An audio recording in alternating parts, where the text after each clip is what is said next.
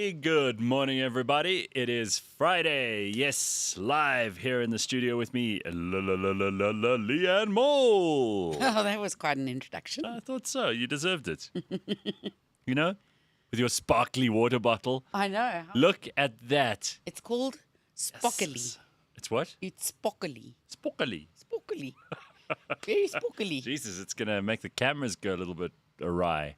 Yeah. That's a hell of a water bottle. I thought I'd Is use it a traffic hazard? Are you allowed to have that in your car at night? I thought I'd use it today because I have a little bit of a gold thread through my dress. Oh, what's happening with you? All you fashion-forward woman, you. It's the menopause.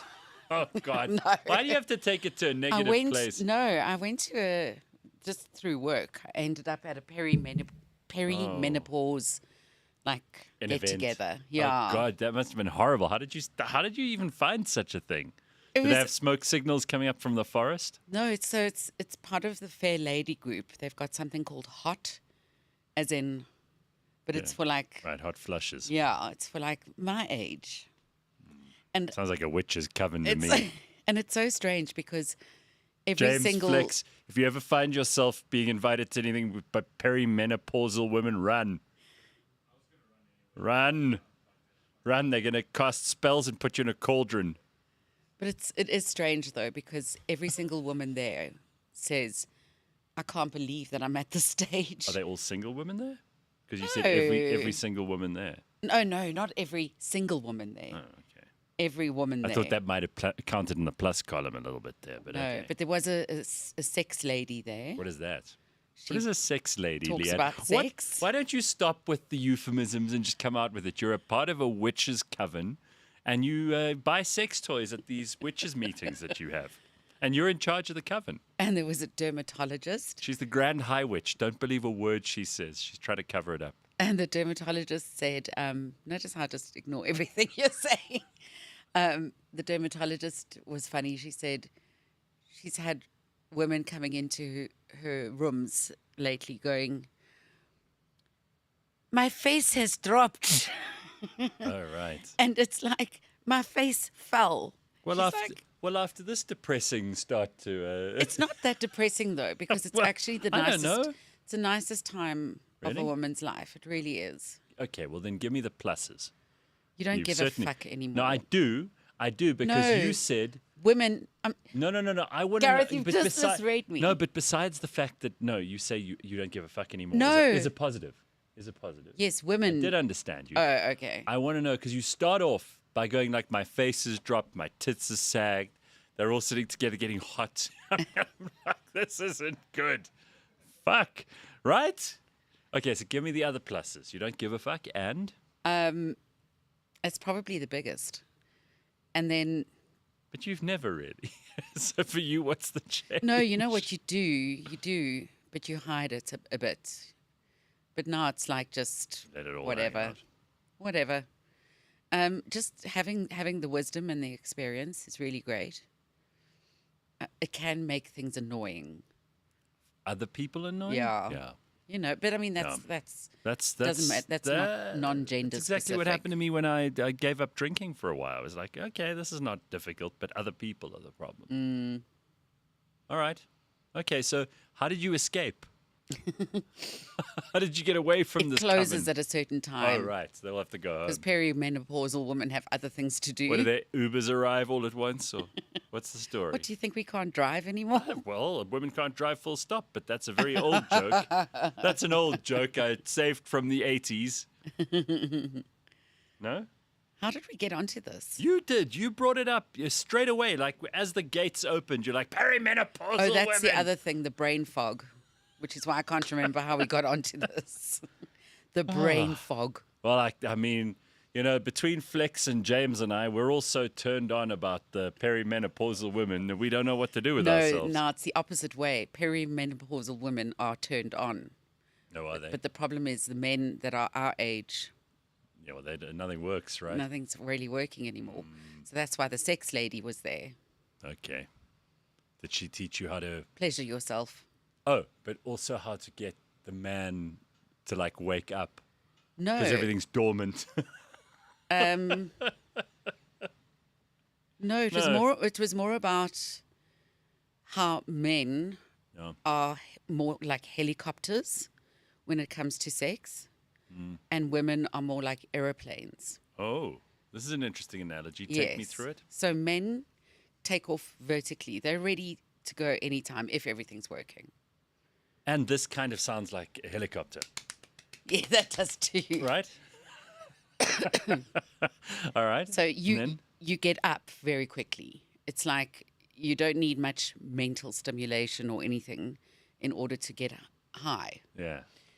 Whereas a woman, Airborne, let's say. it's a whole freaking airport thing. It's the checking in. It's the Oy, duty-free oy. lounge.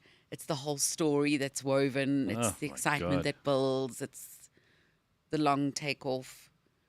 And Do how you it can ever- take sometimes hours, days, Oh, weeks my God. Oh, to get there for a Wow. woman. okay.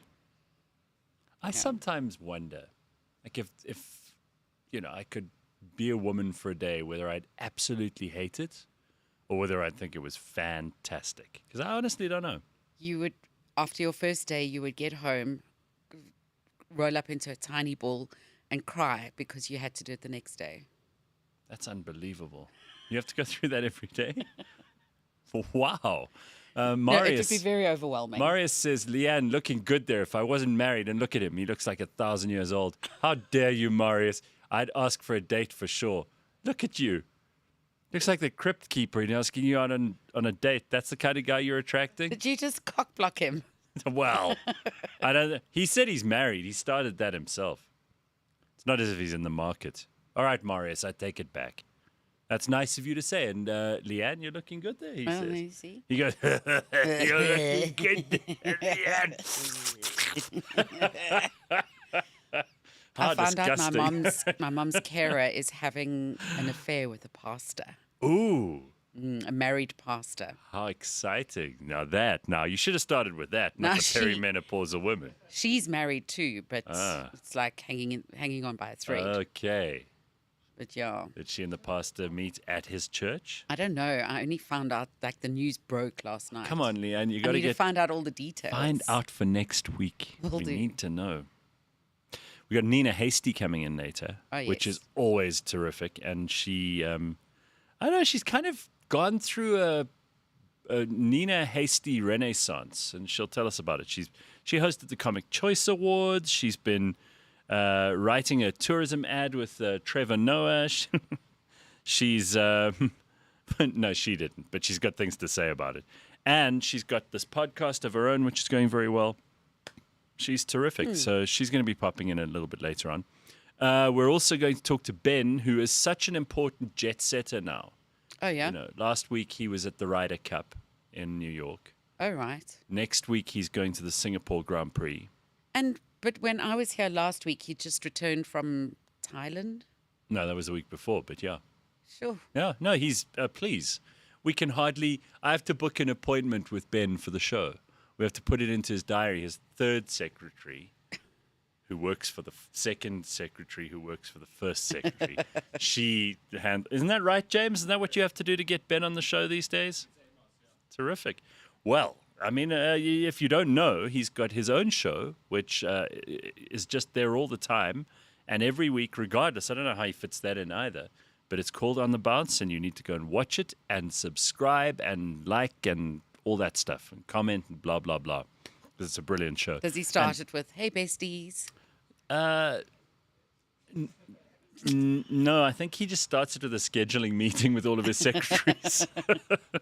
But yeah, that's one of the shows you got to watch. The other one that we've just started, which people are raving about, we've had millions and millions of people, billions and billions and billions of people tuning in for Say Less, which is Pearl and Tando's show, Pearl Tusi and her daughter Tando. It's brought to you by The Real Network. All the drama. We got all the crazy. It's every Thursday. So there was a new episode released yesterday at 3 in the afternoon. But put a scheduling note in your diary, just like Ben has to, for that and for On the Bounce. It's a lot to do.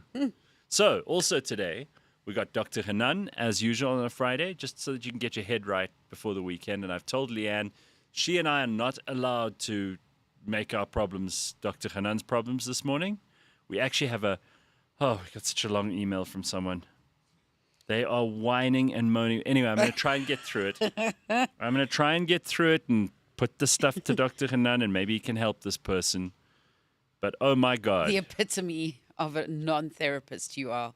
I- This person's whining. Yeah. The longest Yeah. email. Oh. Yeah, it's enough to give you the perimenopause, right? You got any plans for the weekend? Anything exciting happening? Oh, yes. I'm going to a 1-year-old birthday tomorrow. Don't you think it's inappropriate that you're the only adult at a 1-year-old birthday party? But I'm their friend. Oh, say that again with that expression. But I'm their friend. No, so you know these 1-year-old birthday parties, they're all about the adults, really. I believe so. And the other thing that was in the news this week that's also about adults and how much they like to spend on themselves, and it's got everybody in this country furious, is this Tembisa hospital fuckery, you know? These guys who stole 2 billion rand from the Tembisa hospital, and that was that Babita woman who was the whistleblower. She got shot. Like Cyril's nephew is one of the guys who's been on the take there. Wow. Oh yeah, I didn't know that. Oh yeah, this Cyril's Kat nephew. Matlala guy. It's so ugly. I don't go on social media all the time like I used to, but wow, I went on I think it was Wednesday, or couldn't have been yesterday. I was too busy. Probably Wednesday. People are furious, and look, you never know when the last straw is going to break the camel's back, right? But I think South Africans have looked at this and they've gone, yeah, okay, there's corruption. We've just got to put up with a certain amount of this. This seems to me to be something that everybody is furious about, but really furious. Rich, poor, old, young, black, white, middle class, working class, people from Tembisa, people not from Tembisa, because this is just such an outright theft. And, you know, we were paying for things. And I say we, the taxpayer, with this Tembisa hospital thing. Like, they bought a bucket for like 40,000 rand. A bucket. A bucket. No, I mean, it's just obviously huge inflation. And then we don't even know if the bucket was bought, but these guys who benefited from this deal, and we know who they are, their wives are like posting videos of themselves on Emirates first class Oh my flying. gosh. Yeah, it's just disgusting. It's like clearly these people have no idea how out of touch they are. And they still want, you know, it's the weirdest thing, right? Like, you've stolen money from ordinary people. You've stolen money from the people of South Africa who already are paying tax to you. And the ones who are meant to benefit from where that money is spent, with public health care, for example. So you hate them. You don't have any sensitivity to their needs at all, right? You're a psychopath. Yeah, yeah. But you also really want them to look at you. Yeah, because really you're want putting it out there. Yeah, you're showing the world your largesse and the waste of money and the vulgarity of your life. Oof. But you can't work out in your head that there's this dichotomy of like, I hate these people because I don't care about them and I'll take their money. And my husband or I will spend it. However, he's got like Lamborghinis and Land Rovers and like a whole lot of like exotic cars, right?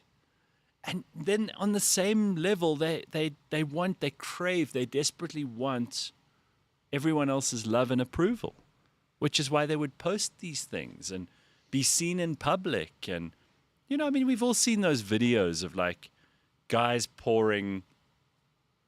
washing their hands in, you know, Louis XIII cognac, which costs almost, I mean, I don't know if it's 10 or 20 or 30 or 40 or 80,000 rand.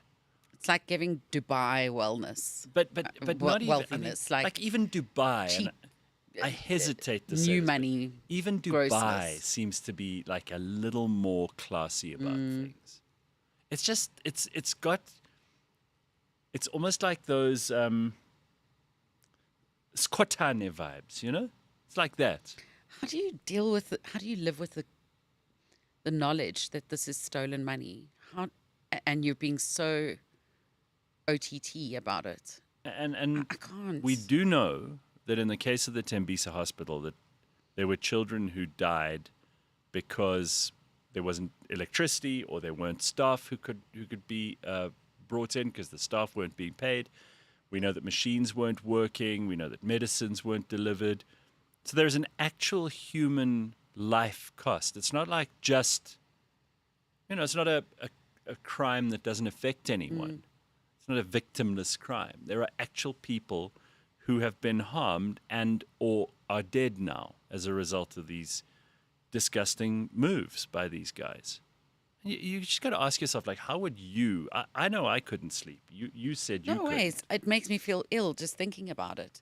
But now we hear about these things, but then is something done about it? Well, Fikile Mbalula released a press release yesterday, which of course means he's doing as much as he can because it's very tough for him to release a whole press release. And the other big news story, which was also part of a press release he put out earlier this week, was Nathi Mthethwa. Now, Nathi Mthethwa was a minister of sport for a while. He was minister of what else? He was minister of police for a little bit. He was. Oh, he's been a minute. He's been around for a long time. The ANC put ministers in, and then they shift them around, and that would be like me saying to James, "Okay, James, today I want you to be a baker. Tomorrow I want you to be a butcher, and on Friday next week you must be a candlestick maker." And then he must go, "Oh, well, that sounds good to me," and just do it because you don't need any skill for any of these. Just why don't you fuck up all three jobs? That's the ANC's attitude. Is, you really fucked up the police ministry. Let's move you to another ministry. And I know people are already starting to get nervous because I have a record of speaking ill of the dead. But Nathi Mthethwa, I had no idea. So here he is. There was South African ambassador to France. Yeah, that's his most recent job. Yeah. Sports, arts and culture minister. Minister of Arts and Culture before that. Minister of Police before that. Minister of Safety and Security. Chief that's Whip right. in the majority party. Okay, stop, because that's where his CV ends. That's where he started. Yeah, there's not much in the way of great achievements during the term of this particular minister in any of those departments. And it goes to prove my point that they then made him ambassador to France. So we all have just come to accept that the diplomatic corps, our Department of International Relations and Cooperation, as they're called, these are really just cushy retirement jobs for comrades who've served the movement well. Nathi Mthethwa was put in the ambassador to France position. I don't think he could ever speak French. I stand to be corrected, but I'm fairly confident that there's not a chance. It's reminding me of, remember old Snooky Zikalala from the SABC, the reporter who would go, Snooky Zikalala, SABC, Paris, France. Yeah, correct. This is where he was. And anyway, he was found dead. Apparently, he had either fallen or been pushed or had jumped. Those are the only three options. Yeah. From the 23rd floor or 22nd floor of a building, a hotel in Paris. So I do want to separate the fact that this guy is dead from why the hell he was in France as our ambassador in the first place. I cannot imagine that there was any moment in French politics in the last 20 years where they've gone, hold on, wait, we need to check with South Africa for anything. Okay, I mean, that's kind of how it is for our president too. When he goes to the UN, nobody's listening. Nobody's paying attention. In fact, they should just shut down the UN is my point of view. But we can save that for another day. But Nathi Mthethwa was sent there like comrades are because it's like, oh, okay, well, Nathi's nearing the end of his usefulness. We put him in 3 ministries. He's done bugger all in all 3.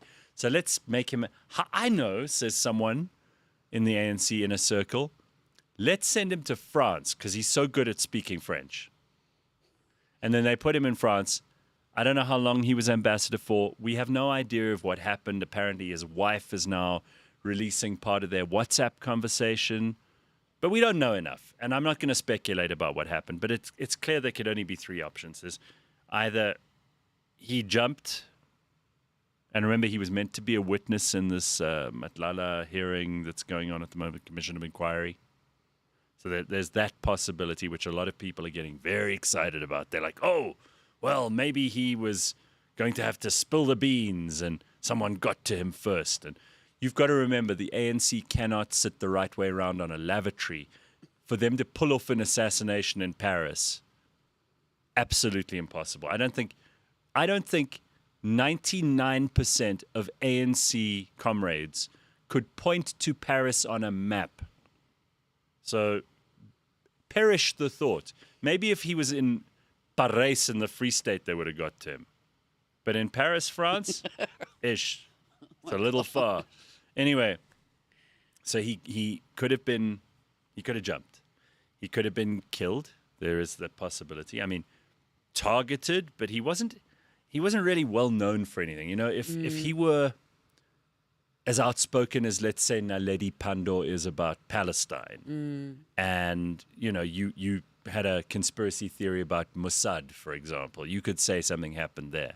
It's a stretch, but if it was Naledi, maybe. Yeah. But like Natim Tetwa he was just, I don't even think you would have known who he was, despite being a minister 3 times, if you walked past him in the shops. Would you? James, see if you can find a picture to put up of the guy, in case everybody's really struggling. I mean, there might be people from overseas who are going, what are you talking about? So, I mean, have a look. He was also the minister. I remember we had Jack Defnerain on once on the show, and he was complaining about Natim Tetwa because he's the guy who was meant to have made sure that artists get paid their royalties for performing, whether it's on a TV commercial or whether it's in music or whether it's for a movie. And as Minister of Arts and Culture, he did nothing. I mean, he was just absolutely abominable at his job. So maybe he was getting there he is. Maybe he was getting some recipe for French fine dining, and that was his final contribution. Bouffe bourguignon that he brought back from Paris, you know? Maybe they'll slip it into the coffin or something. I just don't have a whole lot of time for when I see ENCA and all these other pious news networks. And they put up a picture of him just like we did now, but they've got like candles and Natim Tetwa, whatever year to 2025. And they're like pretending they're respectful. I wonder how many people even knew that Natim Tetwa was in Paris. I didn't even know he was still doing anything. Exactly. Right? I mean, we should really take a look at who our ambassadors are all over the world and see who of them can even speak the language of the country they're in. That used to be like a basic thing. Yeah. And I know you had to have some kind of interest or history or... I know this sounds old school, but like, what is the point of an ambassador? An ambassador is there to handle communications between the government of country X and the government of country Y. They are meant to be an official conduit for the leaders of those countries should conflict break out, should an alliance be in the offing, should there be trade negotiations. They're trying to bring those countries closer together, but also to mediate harm. And I don't see anyone going, you know, in an emergency when a French nuclear submarine blows off in Durban and creates a nuclear accident. What are the chances? I mean, let's imagine, right? Yeah. Thank God we have Natim Tetwa, you know? So aside from the fact that he's dead, and for which I'm sorry for his family, as you should be, for anyone who dies, but people do, we'll find out more as more gets published. I'm not going to speculate wildly about what happened here, but we know there are only a couple of options. So that's going on in the news. Sure. And Tembisa Hospital's going on in the news. There's other stuff too we can get to in a second. You were going to say? I was going to say he got married only 12 years ago. Who, Natim Tetwa? Yeah, to like the love of his life. So at least there's a romantic Parisian element to it there. All right, so that I feel sorry for, shame. So you say his wife's going to release WhatsApp messages and things? Apparently. Apparently, I don't know what the state of their relationship was. You've just told me they got married and it was the love of his life. I hope so. You know, I hope that everybody you've got to have these things that make your life worth living. Because God knows it wasn't being in the ANC that gave the guy a sense of meaning. It never is. Your politics cannot be the reason that you're excited to wake up in the morning. If they are, let me suggest that you take up a hobby. Like imagine that you wake up in the morning and you're like, ooh, I've got to see what J.D. Vance said this morning. Otherwise, my day's just not going to work out the way I hoped. Yeah. Imagine that's your thing. There are a lot of people who are like that, though. It's kind of sad, don't you? I'd rather go to the perimenopausal conference, witches coven that you go to. Are you a member now? Do you have a card? You have a pointy hat? No, unfortunately not. But it was nice being around people my age. I think I'd have fun. I think, as you said, these women don't give a shit. No, they don't. They're laughing a lot, right? Oh yeah, so there's hilarious. a lot. There's not a self-righteous or a sense of overly developed sense of self-awareness there. It's like it's funny. It's funny and it's just relaxed. I think that could be hilarious, actually. Yeah. All right, so don't get angry with me, all you perimenopausal old bags, Witches. all right? All you old hags. Yeah, all you old hags. I see you. I didn't know this thing was called Claude. You've got this thing to tell us about ChatGPT versus Claude. They gave it some questions or some prompts. Yes. And they made them go head to head. In every single field. So like grammar, story construction, storytelling, editing, then numerical shit, like number sequencing. I just want to remind you, the last time you told us about the newest thing in AI, it was when ChatGPT 5 had just come out, and you were like, you got to select the personality that you want there. Yes. I remember that. It all evolves very quickly. See, Leanne, I pay attention to you. Claude, I've never used Claude myself. No. I know a guy called Claude. He's a famous South African soccer player from the 70s. That's all I know about him. So everything was put to the test. Human intelligence, emotional testing, psychology. Oh. Things that you would never think that an AI could do. Yeah. Put to major test. And out of the two, Claude won. Of course Claude won. Has it got the cooler name? Yeah, I mean, who wants to be called ChatGPT? You know how many people we call it Gepetti. Oh, do you? Yeah, in our office, Gepetti. You know how many people get it wrong and call it ChatGPT? It is ChatGPT. GTP, sorry. They call it ChatGPT. Oh, fuck me. Look who's here. It's Ben. How's it, guys? Look, how's that, Ben? How's it? Hey, in New York, how was it? I feel like I've now lived life now that I've been there. Yeah, I told you it was cool. First time. So amazing. Like, actually mind-blowing. I thought Rome was incredible, and it is. Yeah. But that place is just everything and everything. It really is the center of the universe, huh? It's like what humans should have done more of, maybe, and being less shit and lazy. Like, it's just so hard to look at that place and then try to think that we live in the same world. It is. New York is, well, it certainly used to be. I can't say. You've been so many times. I used to go every year. Yeah. I love the place. I want to go every year. Yeah, there's an energy to it which is just absolutely astonishing. Because I've never been, but like some people have said, it's like panic attack inducing. It's that hectic. Man, you go to perimenopausal women's meetings and you get a panic attack. No, it's not panic inducing. It's fascinating. I mean, listen, there are people, I'm sure there are people with all kinds of mental health conditions in New York. In fact, you meet them on the subway. Yes. Oh, the ones you just have to walk Did around you take the streets. subway at The all? ones on the crack. I did everything. I did subway. Okay. Because I flew into Newark Airport. Okay. And then took the train. Right, And then we from took Jersey. subways. Yeah, but like the people on the crack, they're always talking to each themselves. So one guy. So if they can handle it, Leanne, I don't think it would be massively don't know if they're handling it. anxiety-inducing. I just look. remember my brother being like 10 years old, walking down one of the streets with my mom. Well, it is. And some homeless person shouted at him and said, "Get out the road, you fucking Jew." Jesus. This 10-year-old, Holy he's not shit. Jewish. And, I mean, you've got to meet an anti-Semitic New Yorker in order to really have lived. It is like the most energetic place. Yeah. The most. Even when you're in Central Park and people are supposedly relaxing and they're lying on the lawn, they're Yeah, you still see, shouting at each other. That's just like a lot for me, hey?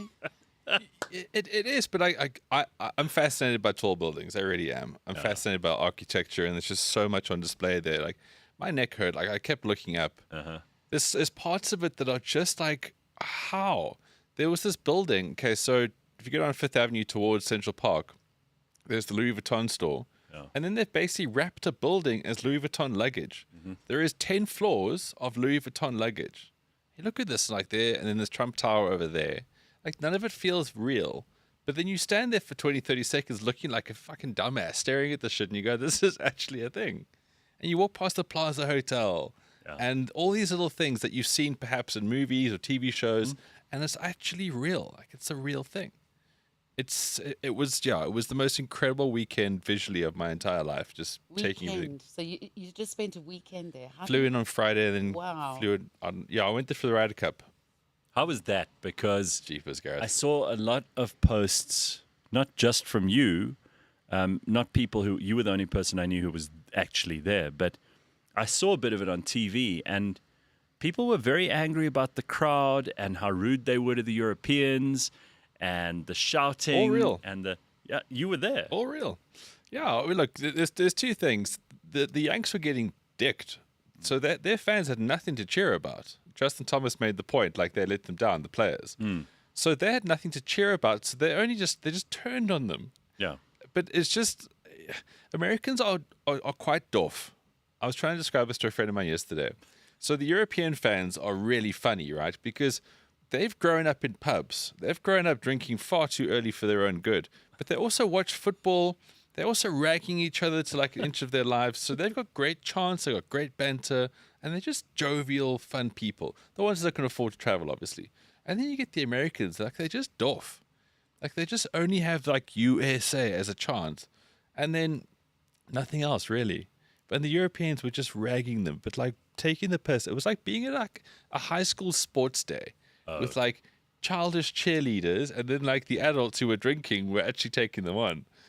But I mean, look, if you're a sports fan like me, to go to these events it's so hard to put into words how great it is. You look around and the sheer scale of people. There was like 60,000 people there on that golf course that day, which doesn't sound a lot when you think like No, but it's like Ellis Park. a concert. It is. And it's just the intensity of it all and the importance of the event and how everyone is there really gives a shit. Like, so invested. And how much money is being made off of these things? Bajillions, Leanne. Bajillions. It is so stupidly expensive. Like, in America, so the Ryder Cup in Europe is better. If you want to go to one of the two, go to the European one. In every single way, the European Ryder Cup is better, unless you like being in America. But America is also twice as expensive. They really pull the ring on you there. For the entrance ticket was $750 for the day. That's just the entrance ticket. Hospitality then goes all the way up to tens into hundreds of thousands. It's like 300 Rand a beer. My God. Merchandise is actually pretty reasonable if you like that kind of stuff. The merch. So yeah, it's guys, like, on the Rand we're fucked. I mean, I've been saying this for years now. You try travel, it's tough. It's very tough. There's no way Put that around in your it. Chat GPT or Claude. Yeah, but they'll tell you. But like, when you go to these events, you realize how tiny we are as a country. What we do, everything.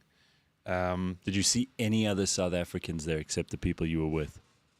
So again, going back to Europe, you'll see loads. Not so much in America. There was 2 Oaks and Springbok jerseys because some Oaks just can't help themselves. And that was it. I didn't hear any Afrikaans, which is very weird. Just so many Americans, and then Brits and Irish. Like, the French and the Spanish don't really travel because they're not that into sport like the pub people. Yeah, But too also, busy. they think their countries are the best in the world. Yeah, but the French and Spanish in village. particular, they're always getting laid. They don't need to travel. They're just having Also sex and true. baguettes and Yeah. Yeah. paellas. If and- they're not eating, they're having sex. That's what French and Spanish people do. Sleeping, napping. yeah, that's it. The Yeah. 3 things: And if sex, they can, sleeping, and if they can eating. do it, carry on. Sure. So yeah, it was quite an experience. Now, Leanne was telling us about AI a second ago. We can get back to that in a second. But I did tell her about how you're basically you are jet setting around the world. Very, very good time. Like a madman at the moment. You're off to the Singapore Grand Prix next. Today, yeah. That you're going today? Today. Wow. Jesus. And Like, have you okay, actually unpacked anything?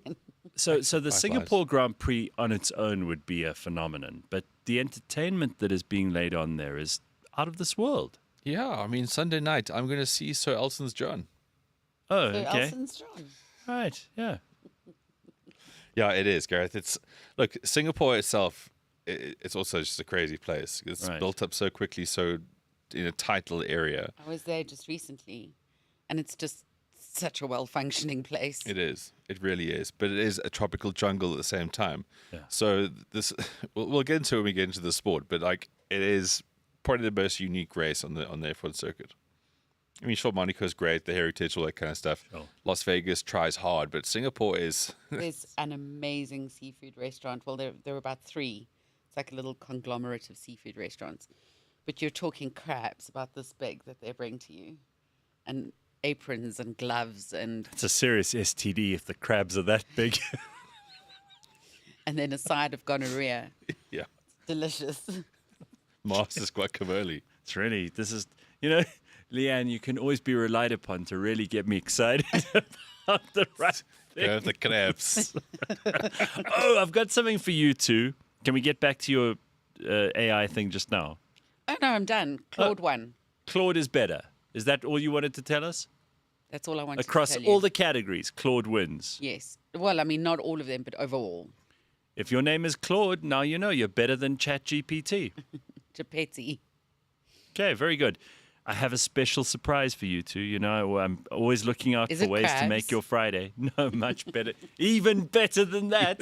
I've got Sylvia from last week. Oh, Remember from the yes. Montel Jordan show? That's why I'm here. Sylvia is the reason. I know it's the reason most people have come to the show this morning and have not missed out on the live show, because you can watch the show later, but then everyone will already be talking about Sylvia and you'll be like, what? So here she is, the great psychic from the Montel Jordan show all those years ago. I keep my AI, whatever it is, that's my algorithm that's working silently in the background, is just churning this shit out. I send them to James Monday, Tuesday, Wednesday, Thursday, and then we get here on a Friday and we got a ton of them. But I have 2 in particular I want you to see today. Take it away, Sylvia. Father's brother disappeared about 20-something years ago, and the whole family has no idea whether he's alive or dead. He drowned. He drowned. Thank you. Yes, ma'am. Sylvia, my parents divorced when I was 2 years old, and I don't know my biological father. You don't want to. Okay. Not You at all. don't. Thank you. She's such a life wrecker. Yes, She doesn't give a shit about her job. And then She's not even waiting at the second one. I did see a great interview. drowned. He drowned. You got the voice right now. There we go. She's got it spot on. So So Sylvia, my child was stillborn. I just want to know if he managed to make it to heaven or to hell. Is in hell. I always love the thank you at the end. The person doesn't know what to say, so they just go, They're like, thank you. And they're like a deer in the headlights. They're staring at her, going They've waited for like 6 years to ask get the on question. to get on the show. Yeah, she wasn't on social Sylvia media. will know. Sylvia will know. Exactly. They've been desperate to find, and you can imagine if someone died, like moments they wanted to tell you something, and then their last breath, but they couldn't make it, and you've been obsessing over this thing, and then you go to Sylvia, and she's like, he drowned. Sylvia. You don't want to know him. Life's greatest closure, Sylvia. I'm telling you, like, we need more people like her in the world today. Things would be a lot easier. People struggle to make decisions. My stomach actually hurts. All right, have we gotten that other one?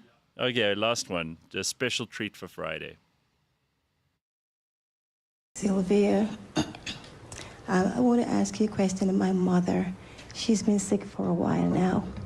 And my mother could tell you anything that happened 100 years ago. But for now, she cannot tell No, short-term, yeah, memory loss. you. Yeah. Will she ever get better and have her passion for life again? No, honey, no. I don't want to be cruel, but I have to tell you the truth. Your mother's getting ready to, go over. She doesn't have that much longer, honey. Okay. Sorry. Okay, sorry. Yes, ma'am. Sylvia. Of the caption, Sylvia Brown uncovering mysteries. No, she's just fucking killing dreams. I mean, this girl's like, my mum's memory's going, but she could doesn't live for a have while. much She's like, longer. nah, she's got like 2 days to She's go. on her way. Give up on that. I did see an interview with her because now I'm obviously a massive fan. And she was talking about what she wants to I think she's dead now. Sylvia, that is. Of course she is. She's in hell. But they interviewed her and she's like, well, my kids, I didn't know she had kids. My kids asked me what they want me to, what I wanted them to do with me when I'm dead. I said, just throw the ashes over the neighbor's wall. She goes, I never liked the neighbors anyway. So she's clearly like a one of a kind. I mean, it's just spectacular. I want to have dinner with her. The dead or alive 10 Yeah, people Sylvia thing. I is would want there. Sylvia. James, see if you can find out whether she's alive or dead. But like, what's her backstory? Like, caravan on the side of the highway, crystal ball, and then suddenly, like, met Montel? I don't know. So look up Sylvia Montel Jordan show, and then they should give it a surname. Out or of something. respect, Sylvia Brown with an E at the end. That's Oh, her name. Brown. Okay, thank you. I can't even Ben type. knows. I'm crying. Sylvia Brown. I just wrote Stivia. Why are you crying? Stivia instead of Sylvia. Oh gosh, that woman Oh, just ruining man. people's Such lives. a great old woman's name as well. She died in Sylvia. 2013 Ah, shit. at the age of 77. Okay. She knew that.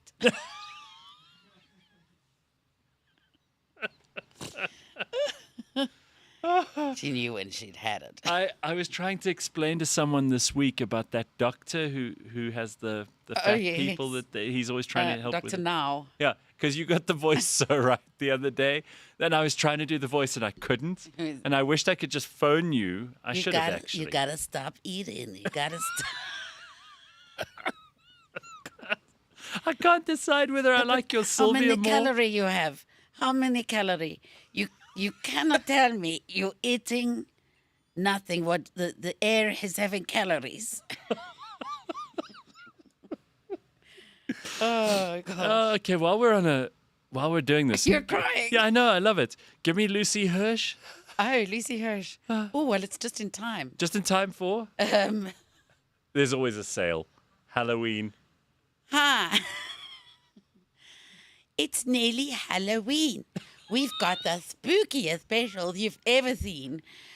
Get to Hirsch's store now. You can buy a DeFi fridge. You can buy a Sony. You can even buy a TV if you want. But all are on special. Only at Hirsch's. We love bringing you savings. Okay, beautiful. All right. I mean, I've got everything I wanted out of this hour. Have we got Dr. Hanan? I got it. Now I've got it. I've got to do Montel Jordan for Dr. Hanan Sylvia here because we've got an email from somebody this morning. Let me just pile into this. Give me an indication as soon as Dr. Hanan's on because I really don't want to. If I read this whole thing, we'll be here until Christmas. Someone called Tanya has sent me a 23-page document that I've got to communicate to Dr. Hanan. There's so much going on here. But Tanya, if you could just put it into ChatGPT for us, summarize or Claude, as we've learned this morning, and summarize it, that might be helpful. Yeah, but like simple question, Tanya. I know it's taking you weeks to do this, but what did you think is going to happen on the other side? Was Gareth going to spend an hour? Oh, she's unpacking but this? she's publishing a book next June. She says and it'll be in three. It'll be like Lord of the Rings. It'll be in 3 parts. So each part will be a good 1,050 pages, and all of this is just to ask Dr. Hanan a question. But if you have an issue, I mean, we don't want to put you off. So if you have an issue and you want to get help from Dr. Hanan, you can get hold of us. James, put up your email address, James. Let them see. Because you can send this this James, you can send him an email. Muppet and at he the will. real name. And we're going to change your email address to Muppet at the real name. All right, there it is. James, have you got anything filthy in there yet? Use and abuse the email address, ladies and gentlemen. No. You haven't got anything filthy from anyone? I responded to someone in James' email the other day. Terrible email. It was just directionless. It was pointless, and I had to tell them. Oh, I would suggest if you're a perimenopausal woman, this is the best email address for you to send anything at all. Yeah. You know, topless pictures, whatever. Send it to james@thereal-network.com. Let's have some fun in life, guys. Yeah. All right, so Dr. Hanan, I see you are ready and waiting for this long, unbelievably detailed email from Tanya, who says, my mother-in-law suffers from depression. Although I believe it is real, I also believe that she declares this daily and then leverages it against the people closest to her. It is true that COVID played a role in closing their business and that this has caused much hardship and now financial pressure. However, I think about it. In 10 years that I've known her, she's never actually been happy. She tends to focus only on the negatives in her life, and she gets upset when we don't wallow with her. Her standard state of mind is pity. Then there are about 12 more paragraphs, Dr. Hanan, but I'm going to skip ahead here because Tanya is very verbose. She says, I want Dr. Hanan to guide me on how we, the nuclear family, deal with a person that is severely depressed. I think she's depressed because Tanya doesn't shut up, but maybe I'm being unkind. How can you help? All right, let me take it over from here. So when it comes to depression, what happens a lot of times is, my philosophy is you got to take responsibility. You don't look backwards, you look at what you can control right now in order to move forwards. Because we can always stitch our life backwards in any shape and any way we want, but you're wasting time, energy, coins in doing that. Rather spend your time, energy, coins into progressing, doing better, leveling up, being a better version of yourself. Fine.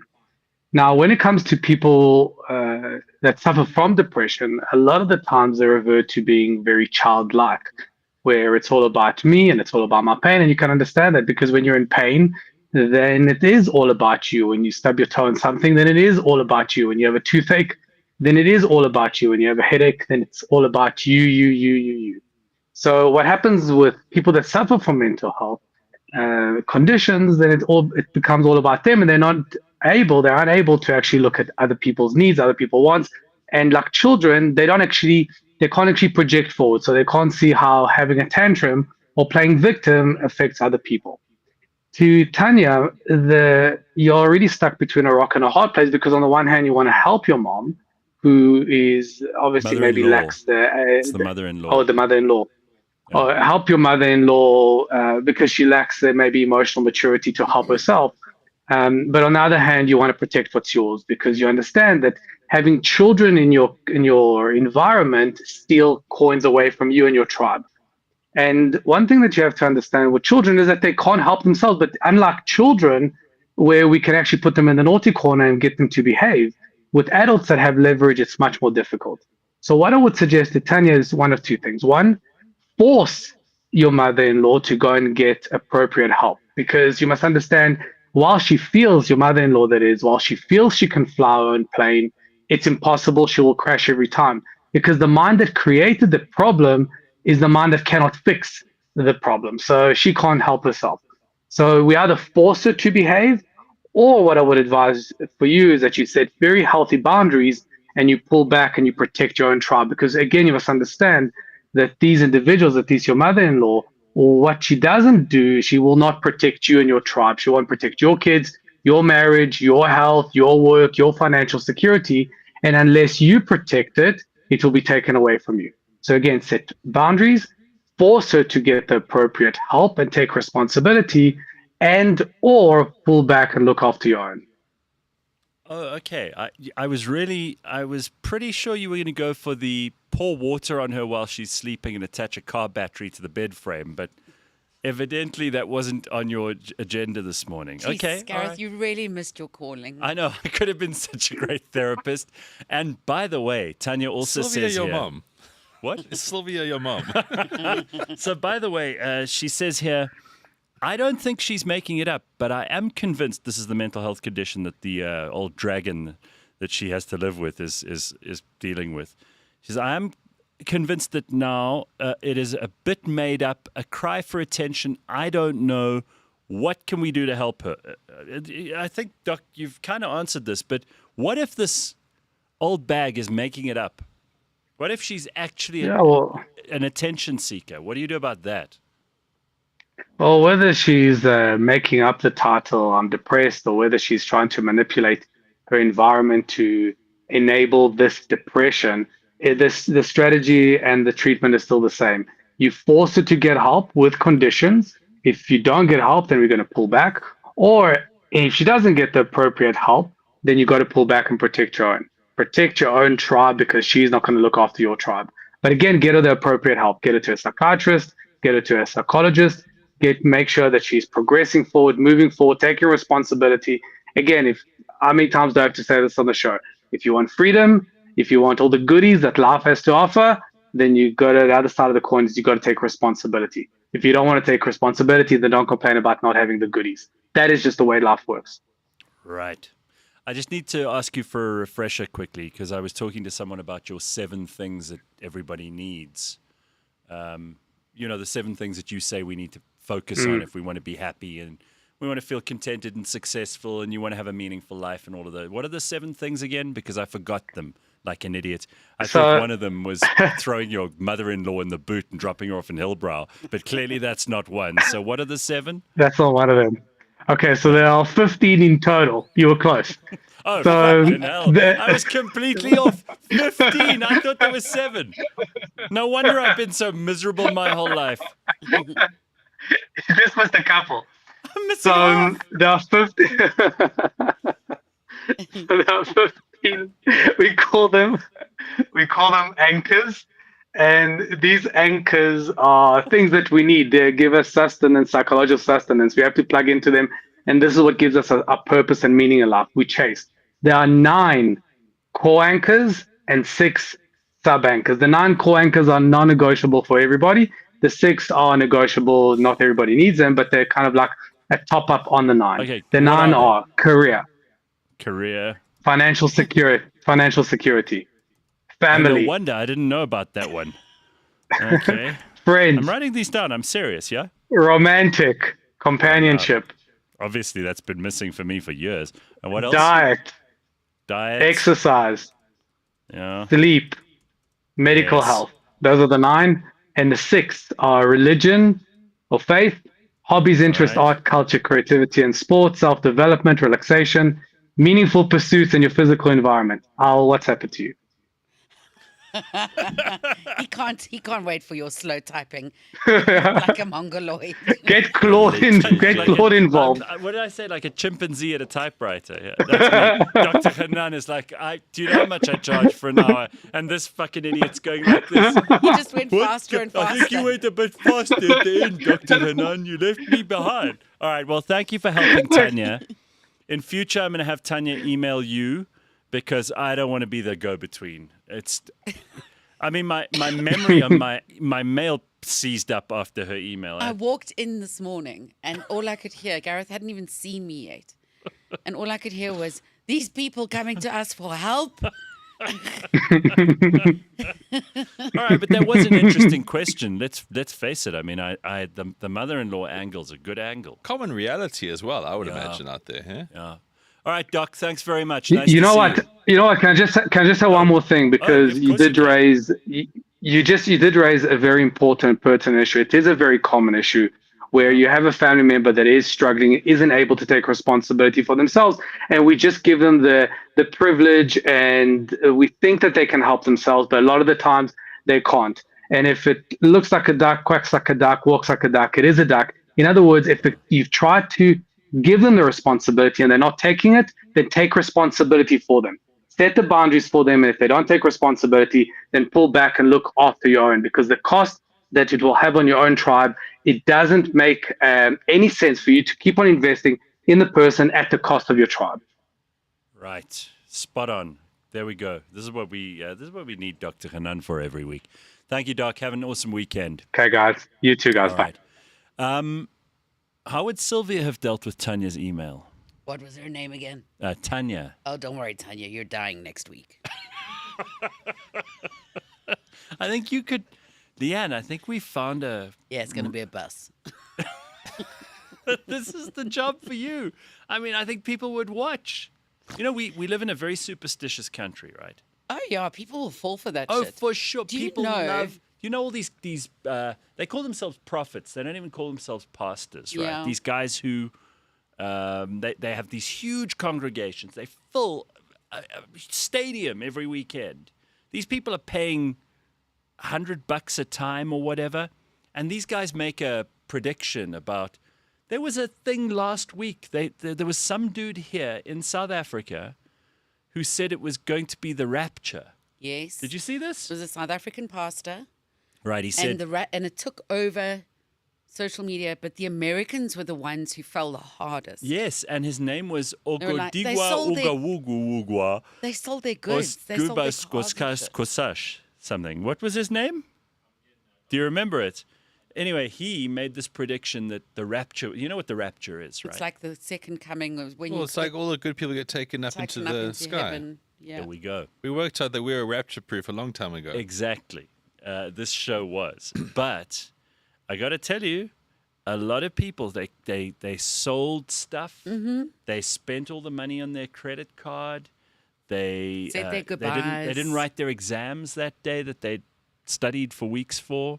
They were like, no, the rapture's coming. And of course, I really think that if you're going to be the sort of person who calls yourself a prophet, when it doesn't happen, the congregation should be allowed to tie you to a stock in the middle of the town or Yeah, whatever. turn on you. Yeah, what is he And saying throw now? vegetables at you. I mean, surely this guy can't. If you go back to him now after the rapture didn't happen, what, you're just going to keep going to church and listening to him? What were the signs that the rapture was going to happen this time? He worked out numbers based on scripture that so many years after the foundation of the state of Israel, that was some kind of sign that Jesus was coming again, and this time he was going to take everyone. And he worked out according to, I don't know, Numbers, Deuteronomy, Ecclesiastes, who knows which chapter, but he found a bunch of numbers and did a calculation. And he said 25th of September was the day. So, I mean, here we are on the 3rd of October, and he's still here. I think Or he maybe the forgot to rapture- carry the one. Maybe the rapture did happen, but it was like 3 people. Yeah, and in a very far away place that we don't actually Actually, know. there's someone missing right now in KZN, a Oh, maybe it's them. 71-year-old, maybe. Really? Maybe it's a really tough criteria, guys. It's like it's Yeah. a proper Yeah, I mean- selection process. This. What do they say? Heaven. We need our space in heaven. There was a brilliant poem. Well, getting about into that. heaven is like getting a camel through the eye of a needle, isn't it? Yes, and it should be. You don't want too many people in there. I mean, if I get to heaven, which is highly unlikely, And you've let's waited say, your whole life to get and I've there. worked hard and you've done all the things because there's lots of rules. No matter what you happen to believe, there's always a bunch of rules, right? So if I get there and everyone, including Tanya's mother-in-law, is there, I'm gonna be like, And Sylvia. and Sylvia's. Then I'm gonna be like, nah, this wasn't worth it. It's got to be exclusive. It's like you get into the VIP of the club and it's just you. That's cuck. But if you get in and it's everybody, you're like, this is even cucker. I remember when I was a believer as a child, and when I saw that passage about getting into heaven's like getting a camel through the eye of the needle, that's when I gave up. It's just There we like, go. oh, that's impossible. Yeah. Oh, you got the pastor? Oh, his name. Yeah, because I always get his name wrong. But here's the pastor's name in case you don't know. That's good. So, where are you from? Where are you from? Yes, I'm from Edo State. Edo State. Okay, interesting. So, what is your name? My name? Yes, your name. My name na Ovuvwe enye tuenwe ugbemubem osas. Pardon? Come again. Ovuvwe enye tuenwe ugbemubem osas. I mean, what is your name? Your name? All right. That's the pastor. Here's the poem that I was thinking of. We are the pure and chosen few, and all the rest are damned. There's room enough in hell for you. We don't want heaven crammed. Yeah. Pretty much putting my words down beautifully there. I love it. Thank you. Thank you very much. So, Ben, do you want to tell us what's going on in sport? So much this weekend, Gareth. I'm so glad you asked. This is going to be the third Springbok game in a row that I'm going to miss. Oh. I'm quite bummed about that. Oh, well. I mean, I'm going to go too not upset. as if you're going to hell. You're doing all these cool things. You're right. It's not like I'm sitting with Tanya's mother-in-law. Exactly. I'm doing cool things. But yeah, this weekend, the Springboks have been, in my absence of watching them, they've absolutely thrashed the living shit out of teams. So maybe Yes. I'm actually a bad omen. Sometimes my mother says, "Oh, well, I was wearing Springbok colours and that's why they won." And I always go, but maybe there's something, like the rapture. Maybe it's a few people who are divinely touched and are able to affect the outcome of massive sports games. Maybe it's when you don't pay attention or you can't watch, then they just... Yeah, I mean, I'm such an intense character. It's obviously the burden that I place on these Oaks. Because they've run right in the last two matches, hey? They thrashed New Zealand in New Zealand, and then Argentina came to Durban last week and they wish they hadn't. They got 60 points in the face. Unbelievable. So this weekend, the Rugby Championship comes to the thrilling crescendo where the Boks will be raptured into glory. So essentially, if they just get a bonus point win, they win the Rugby Championships. If Australia really, really hammers New Zealand and the Boks do nothing against Argentina, Australia can win it. So New Zealand Australia is the game 11:45 in Australia. It's in Perth. So that's going to be a really, really tight match. I think the Aussies have been very good this year without being too spectacular. But this is going to be a good one for them to finish this whole thing on. So New Zealand winning that one's probably likely. And then if the All Blacks get 5 points and we only get a draw, we also don't win. But, I mean, all these permutations are just very boring things to get through. What happens to all the South Africans in Perth? Because there are a lot of them, right? It's one of the most South African probably places. not going to get raptured, yeah. No, of course they won't. I mean, they can't even choose the right country, let alone heaven or hell.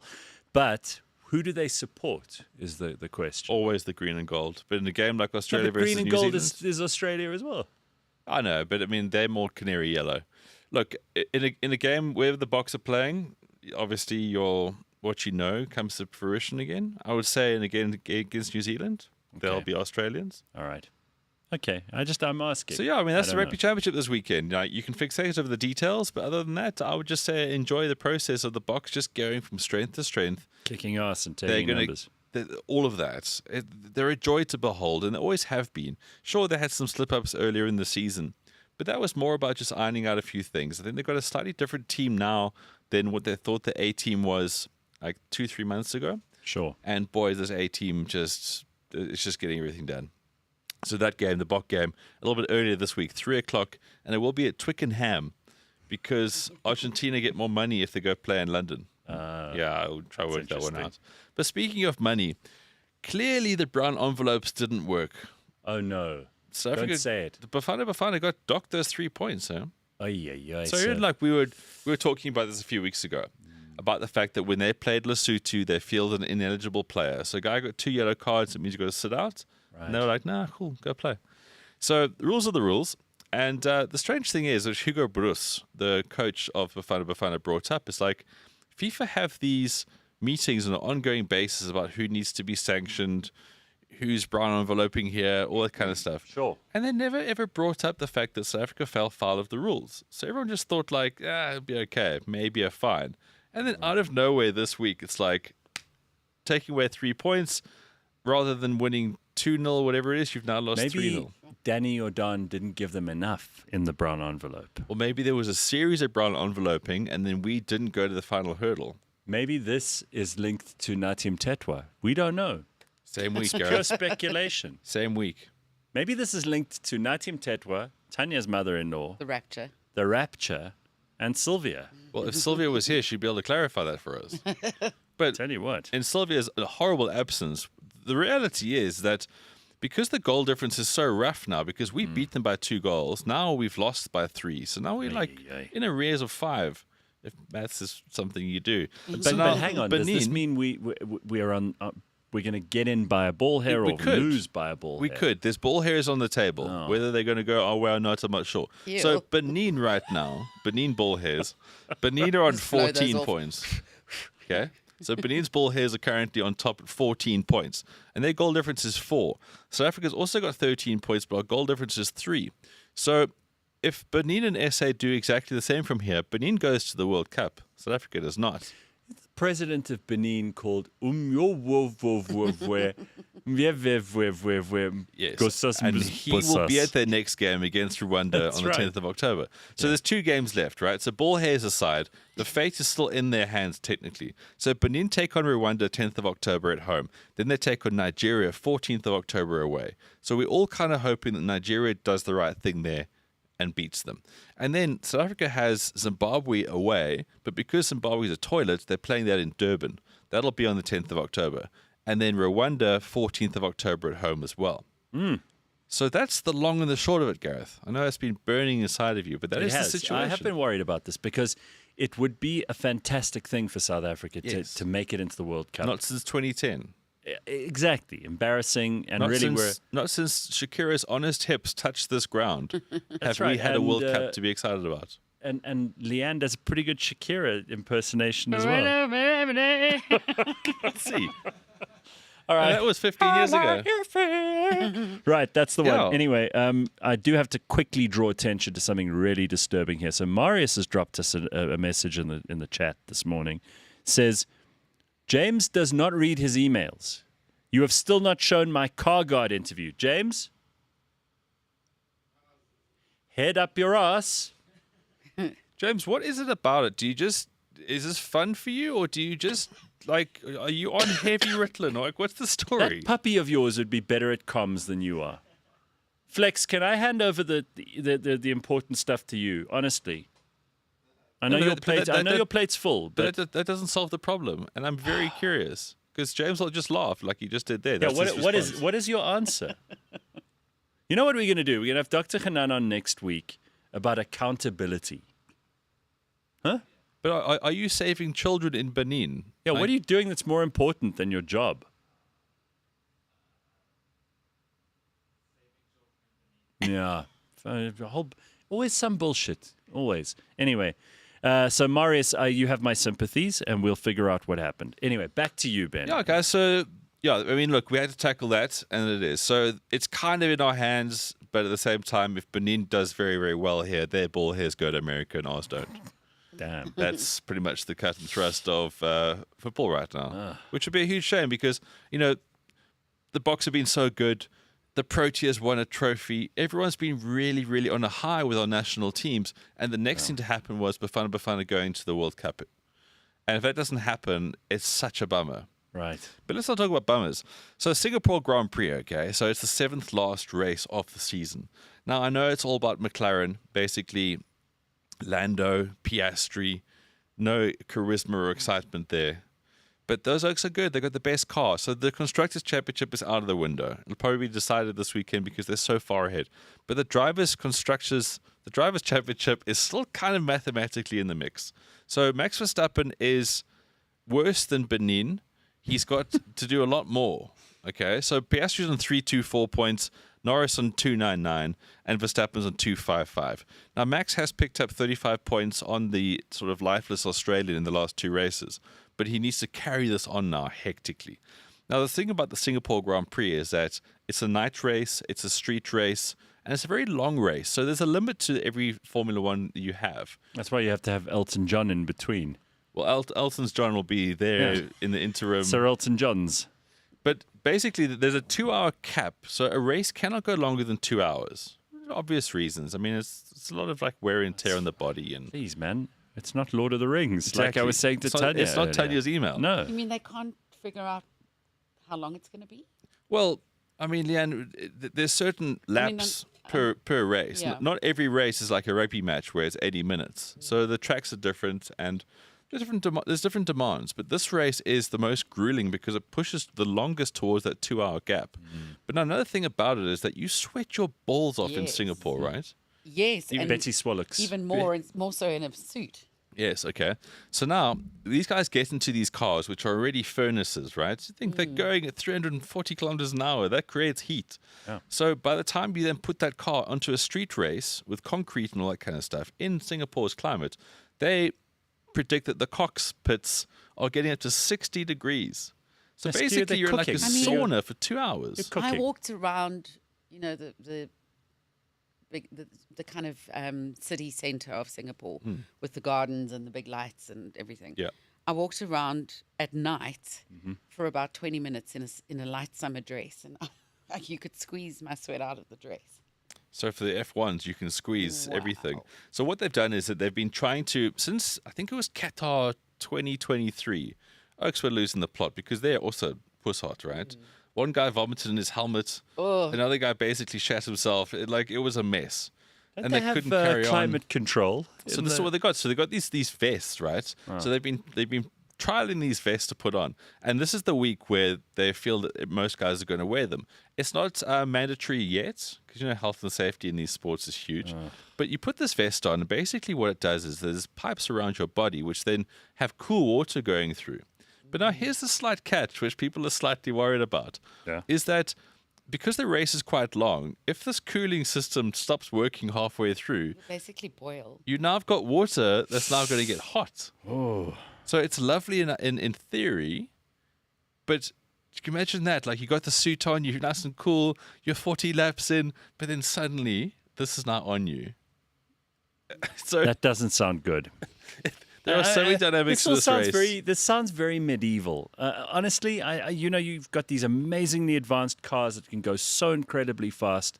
You've got drivers whose instincts and their reflexes are just like hair trigger stuff.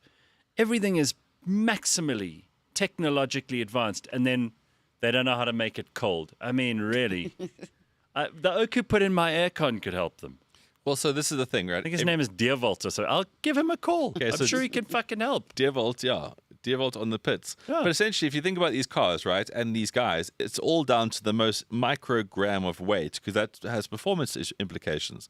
So they want to put these vests on. Now, suddenly, the car dynamic changes slightly. So if they want to put a Leica air conditioning unit in, Gareth, that car's going to be Completely off. all the wind tunnel stuff, all Or the fucking testing. if the drivers Oh, go well. to that restaurant and eat big crabs the night before, then it's going to all go to shit. But then, so that's the thing. They avoid the crabs, but now if they want to get a Leica aircon unit in there, they're going to have to redo the entire car. So the millions and millions and millions that they spend.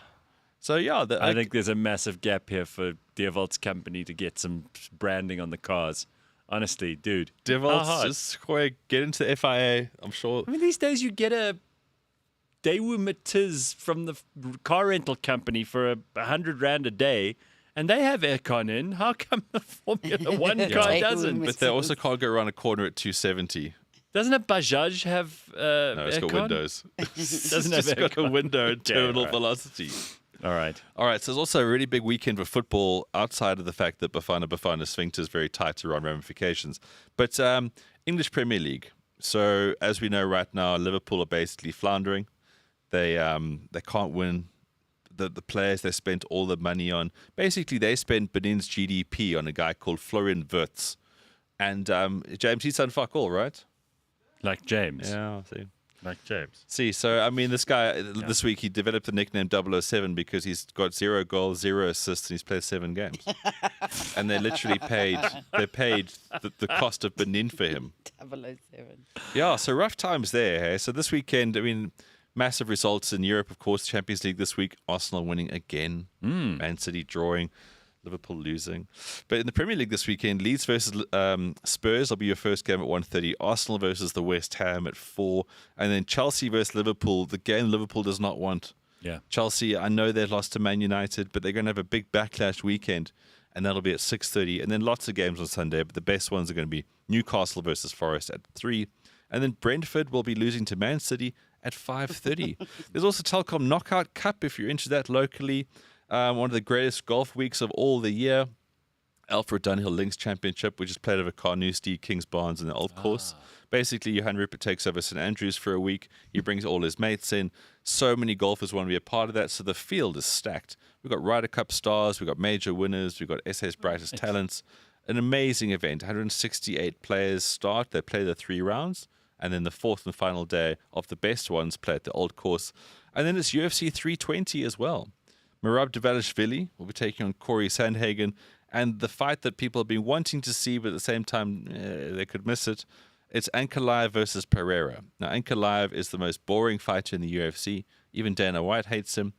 And then, obviously, you got Alex Pereira, who is the Amazonian oak that everyone loves. But he lost last time because of a just technical fight that didn't really work for him. But he's going to come in here. He's going to blux him the fuck out of this oak with his kickboxing skills. So, I mean, guys, that's Reminds just you of the South. that's just a snapshot of your weekend. It is going to be quite something. Go Boca. Nice. And, next week, Bafana. Back in it. Well, Congo Chris says James doesn't read my Instagram messages either. Hours of content for the show. I mean, this is like you go to see the headmaster about your child that like hits another kid at break, and then you find out that he's broken windows, shat in someone's lunchbox. James, this is very bad for you. It just looks very bad. Really, listen to this. Why not give us James and Flex's email? We can send them both stuff and see who actually cares. We have a poll in a week or two. Winner gets the gig. It's just unbelievable. Down in the mines with James, the producer. Keywords that actually cares. Yeah, Congo Chris says again, let me come in there and I'll bring my own shambok. I think we need a little discipline here. Bring a shambok to work day. Yeah, I think bring shambok to work day. Beats the hell out of bring a girl child to work day. Well, I think this probably will be more popular for massive corporations to sponsor as well. Bring shambok to work day. I can see them lining up. Barlow, Discovery. Hey? You're like everyone dressed up for Heritage Day and they're all excited. Like you bring your own shambok. Personalize it with detailing. All right, I've got some special treats for you two. The fun doesn't stop here. I don't know if you know this, but in Britain at the moment, they've decided, the British government, who have made arguably the worst decisions in all of British political history. Almost all of those cuck decisions have been made in the space of, how long has Keir Starmer been around? A couple of months. Right, all the cuck ones. So they're talking about a wealth tax of 80, 90%. They're already bleeding billionaires and millionaires. I mean, Britain is not a place you want to be rich in anymore because you've got to pay for Vicky Pollard's health insurance, and you've got to worry about Fatima from Pakistan, who's just got there and given birth to 23 children at once. And the reason I bring up Fatima from Pakistan is they've just passed a law in Britain that it is no longer illegal to marry your first cousin. That's what they do and have done for a long time. This is an uncomfortable thing no one wants to talk about. But well, you get called an Islamophobist if you bring this up. Yeah, well, this is why you come to this show, is because we don't care. You know, what you think of me is really none of my business. But it is. Yeah, pardon my ignorance. Is it? It's a big problem. Is it a thing? Yeah. Is it culturally just by the acceptable? way, one of the reasons that, I mean, you seem shocked, and that's right, because since about 600 AD, when the Western Christian church decided, you know what, it's not such a good idea for the kids' genes if your parents are first cousins. It seems almost obvious, right? You know, it's almost like a joke we throw around to each other. Oh, did you see that oak? Guarantee his parents are cousins. Yeah. But it's a thing. In Britain, they reckon that by far 2/3 or more of the population of Pakistani particularly, but also Afghanistani, Indian, there are a lot of communities in Britain where it's rife. Like 2/3 or more, they say. It's a massive problem. There have been documentaries made about. You said, I can tell you right now. Give me the number. 55% of the Pakistani community in Britain is married to their first cousin. There we go. It's very weird. So we're not just talking inbreeding with someone you're mildly related to. You share a grandparent, two grandparents. I'll tell you something else. That's 30% of all major birth recessive disorders and higher infant mortality. 30% of all of that in Britain of kids born are from Pakistani. Yeah. Okay, so the proof unions. is in the pudding. Yes, and these kids, there were documentaries that were made in the last 10 years, which you can look up on YouTube. Someone sent me a link yesterday about this because it's all in the news. They're trying to say in Britain, hi, I'm Keir Starmer, and I'm very open-minded, and I don't want anyone to call me xenophobic or racist. So I think having sex with your first cousin and producing an inbred mongoloid child is fine. That's what he says. So this is a big problem. Not a problem I thought we'd be dealing with in 2025. You would assume that most cultures in the world had figured out, because we now know how genes work. Thank you, Charles Darwin, 200 years ago for helping us with evolution. Yeah. But basically, people were studying different kinds of peas, different kinds of finches. We kind of know now when the genes are too similar, you end up with these terrible conditions. So there's a high rate of blindness, deafness, a lack of ability to synthesize certain proteins. This is a massive shit show in Britain at the moment, and it's largely But also when it happens, people from Middle Eastern countries and Pakistan. Just watch this video if you want to see what I mean about Pakistan. This is the most expensive school in Pakistan. And what they've done is they've actually asked the kids to stand up and say what they learned in school this year. Have a look. I love Pakistan. I will sacrifice my life for Pakistan. I love Pakistan. To sacrifice my own life for Pakistan. That's a spread great. My plan is that I will be pilot and I will help everyone. Pilot. Yeah, he's a pilot. Great. I will bet that I will be the I will save my country. You will save. I will open as much educational institution as possible, and I'm proud to be a Pakistani. The next. My pledge to my country is that when I will grow up, I will be the scientist like Dr. Abdul Qadir Khan, who helped Pakistan in making the nuclear power. Inshallah, we have a bright future. We are. My pledge is to my country that I'll become a cricketer and I will make my country proud. Wow! He's going to win the World Cup for the country. I will love Pakistan until I die. Last kid was pretty succinct. Yeah, I understood the last one. So they got a problem, Wow. and people are not talking about this because obviously, white Western liberals are terribly embarrassed to discuss this because it makes them seem like they're not culturally sensitive. Don't have sex with and produce children with your cousin. It's not a difficult thing to say. It's for your own good. Otherwise, you can end up with gonk retarded, mongoloid, Down syndrome, chromo, retard nonsense going on in your family. Do you want that? Yeah, I mean, Gareth, cousin sex, basically. Let's call it that. Yeah, go on. Intelligence goes down 10 to 16 IQ points. There we go. So Who can afford that?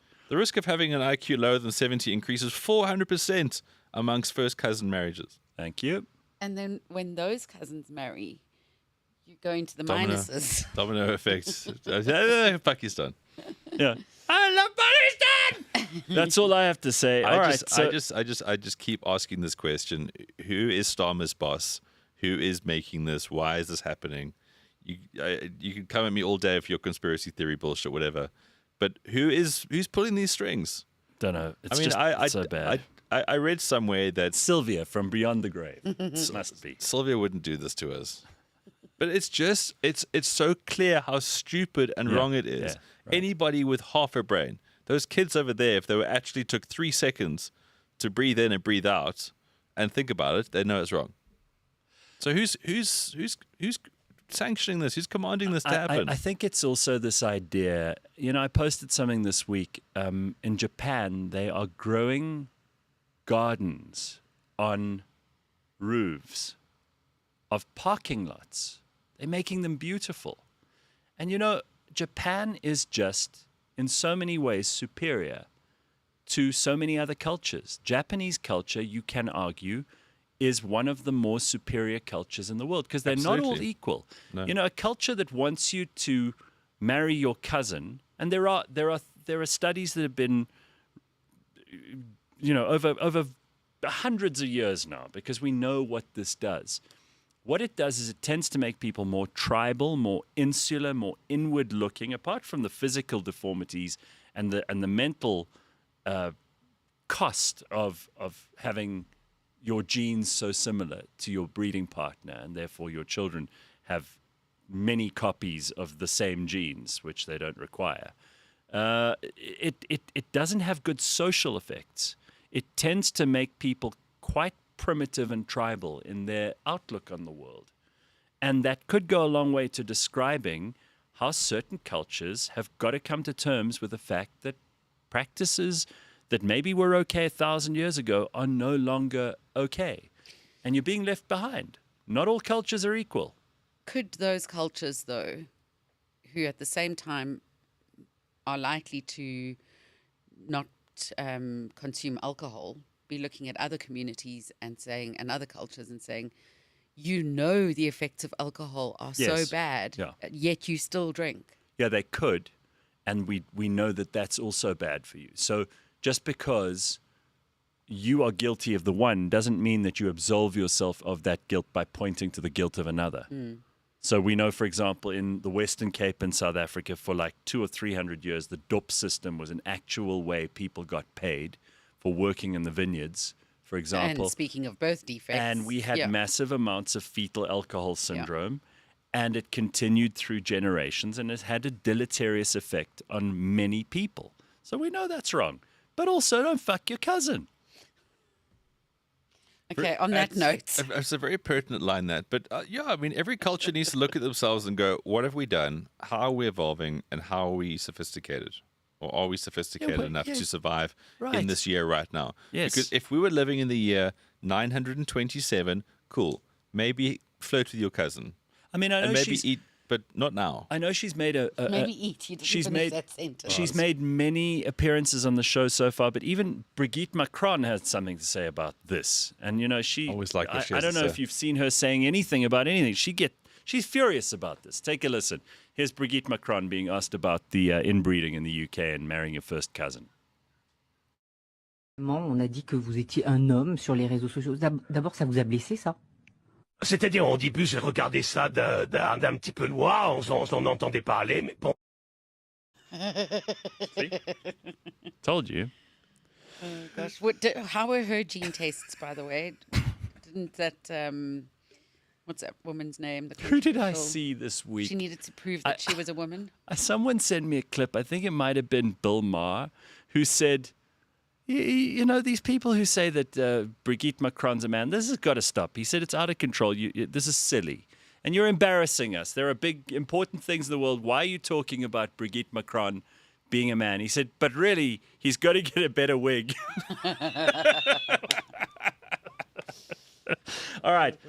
Did you hear the news that Greta and Nkosi Zwelivelile Mandela were both on that flotilla, that embarrassing leaky boat off the coast of Gaza, which got tossed and turned in storms, and the Israelis would fire off a flare and they kept thinking, oh my God, we're going to sink. And then they almost sank themselves because the guy on the ship shot a flare into his own ship. Yep. I mean, really, you couldn't wish for a more Keystone Cop, put one foot in front of the other and fall down arrangement. But all of these people are on this flotilla, and eventually Israel said, listen. And by the way, Trump's busy negotiating a deal here. He's giving Hamas a take it or leave it. He's saying, I got a plan for Gaza. It's going to be a tremendous plan. Great plan. It's going to be the greatest. Nothing comes close. A lot of people are talking about it. Anyway, he's got a plan.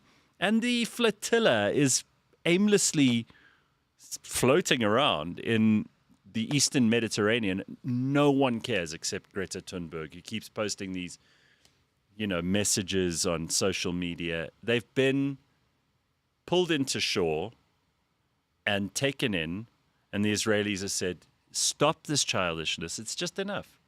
We're going to put you on dry land. None of you can fucking sail this ship. You're going to crash into the rocks or something at some point, or sink, and then you're going to say it's our fault. So we're pulling you in, and we're putting all of you in an air-conditioned room. We're giving you some food and letting you calm down because this is stupid. And I don't know. I mean, I'm just hoping they'll keep them all there. I don't know if if your life has been improved by our Member of Parliament, Mandla Mandela, the grandson of Nelson Mandela. I don't know if he's done anything for you in South Africa, but he's been a Member of Parliament for, I don't know, about 8 years now. Really? Yeah. You wouldn't know it, though. No. He's more interested in Palestine than he is in South Africa. It's like when Cyril went to the UN and spent 8/10 of the time that he had there talking about Palestine and like 2.5 seconds on South Africa. Didn't you know one of the grandchildren? Yeah, that was the one. That's The the same one? one. I went to one of his weddings. And, you know, now he's like those kids you saw from Pakistan there. Palestine is the greatest. I love Palestine. That's his thing. So, all right. I hope the Israelis are looking after him. And I'm sure they are. Better than being on that stupid ship. Julius Malema may go to jail. That's what everyone's talking about this week, too. I don't know a hell of a lot about this story. It's about when he fired the gun in public at some rally. Do you remember all of this? Yeah, but he's blamed his security guard for giving it to him, blah, blah, Yeah, but he has a white... Why does Julius have a white security guard if he wants to, like, help black economic empowerment? And why would he trust a white guy when all he says all the time is how whites can't be trusted? Why do you have a white security guard? And then if the white security guard lets you down by shooting the gun, I mean, again, you had a white judge, Julius. You can't win, dude. You're just surrounded by whites everywhere you go. It's a disaster for you. I don't know what's going to happen there. That's big news. Then I found, you know, we do a lot of travel on the show. We have TourVest in here, and we talk about travel.co.za and all the packages that they're doing. And Packages. Such nice packages. Anyway, so there's lots to talk about in the world of travel, but I found this woman who I think I'm going to check in with her every now and then, the countries that she's scared to visit. And I think, Leanne, this will appeal to you because you're a nervous traveler. Mm-hmm. So have a look here. Countries I'm scared to visit.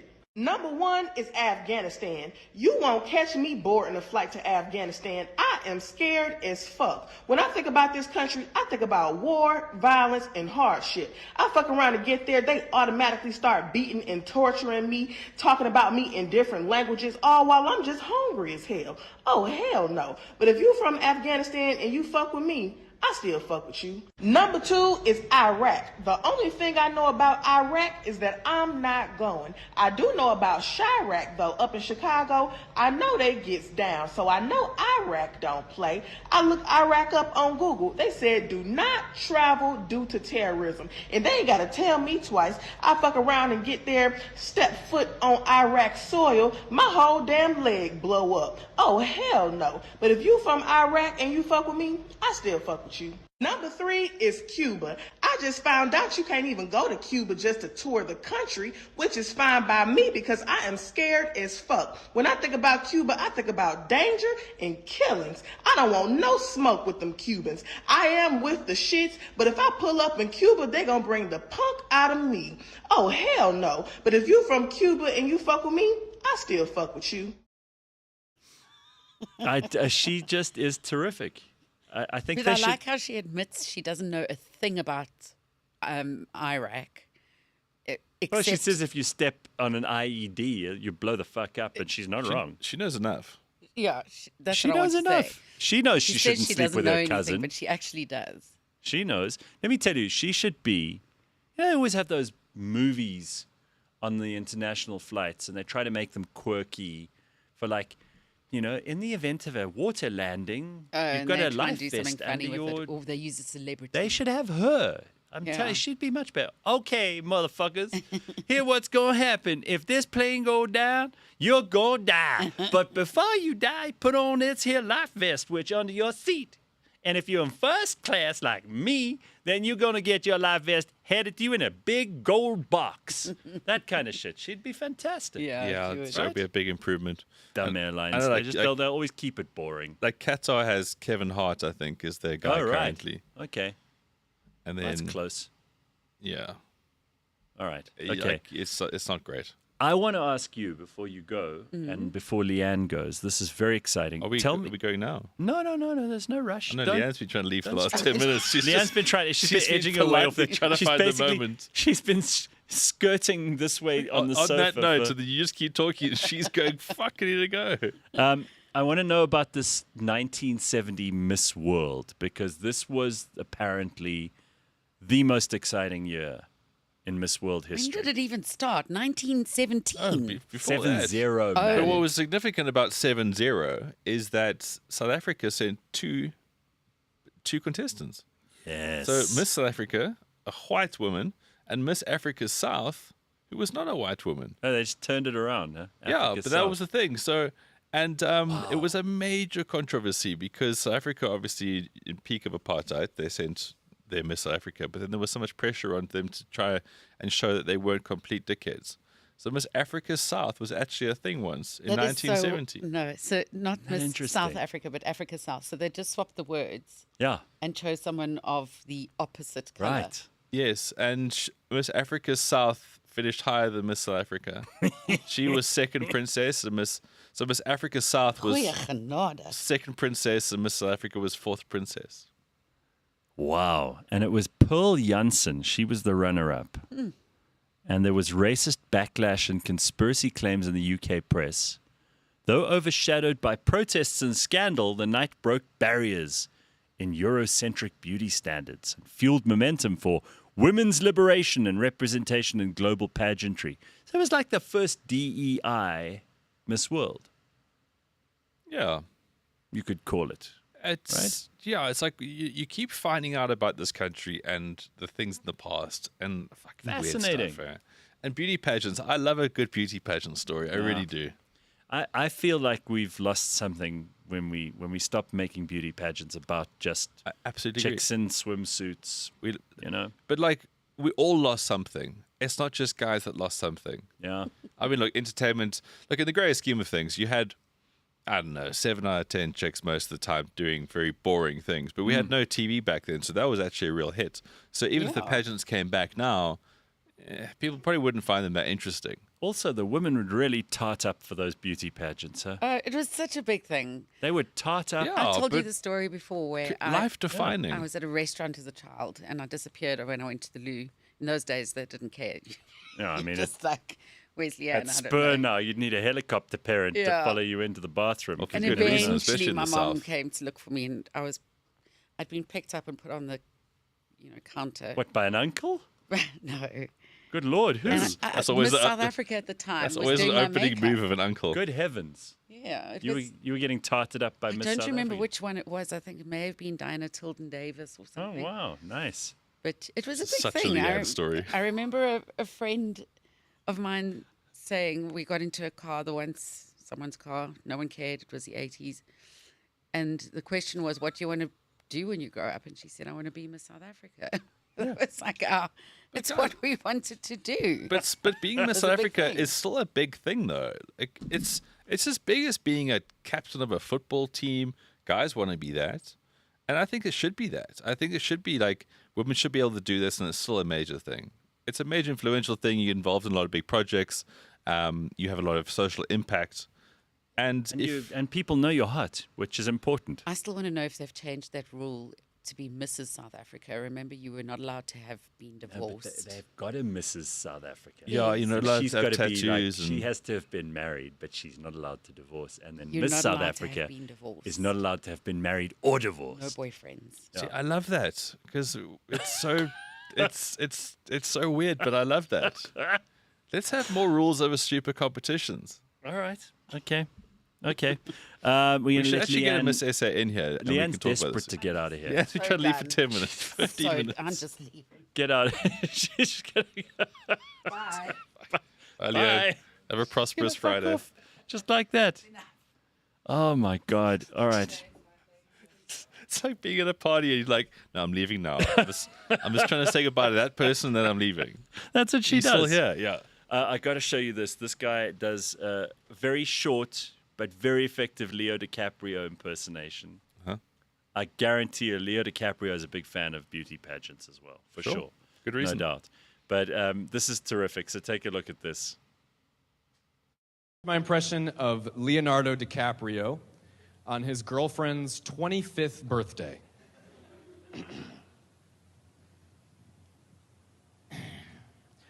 All right, looks like we're done here.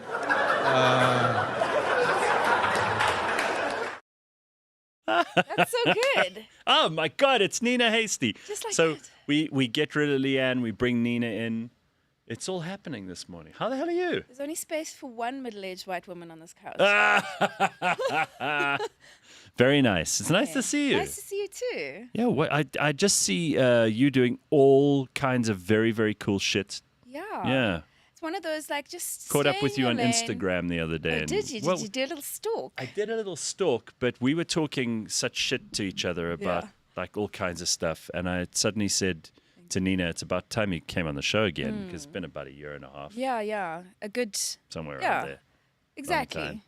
Remember Ben? I look forward to your DMs. by the way, Ben, the hair is fucking back. 4 months. I know, it's looking getting good, there. man. Yeah. He went for one of those things where they, the hair transplant really? things. Yeah.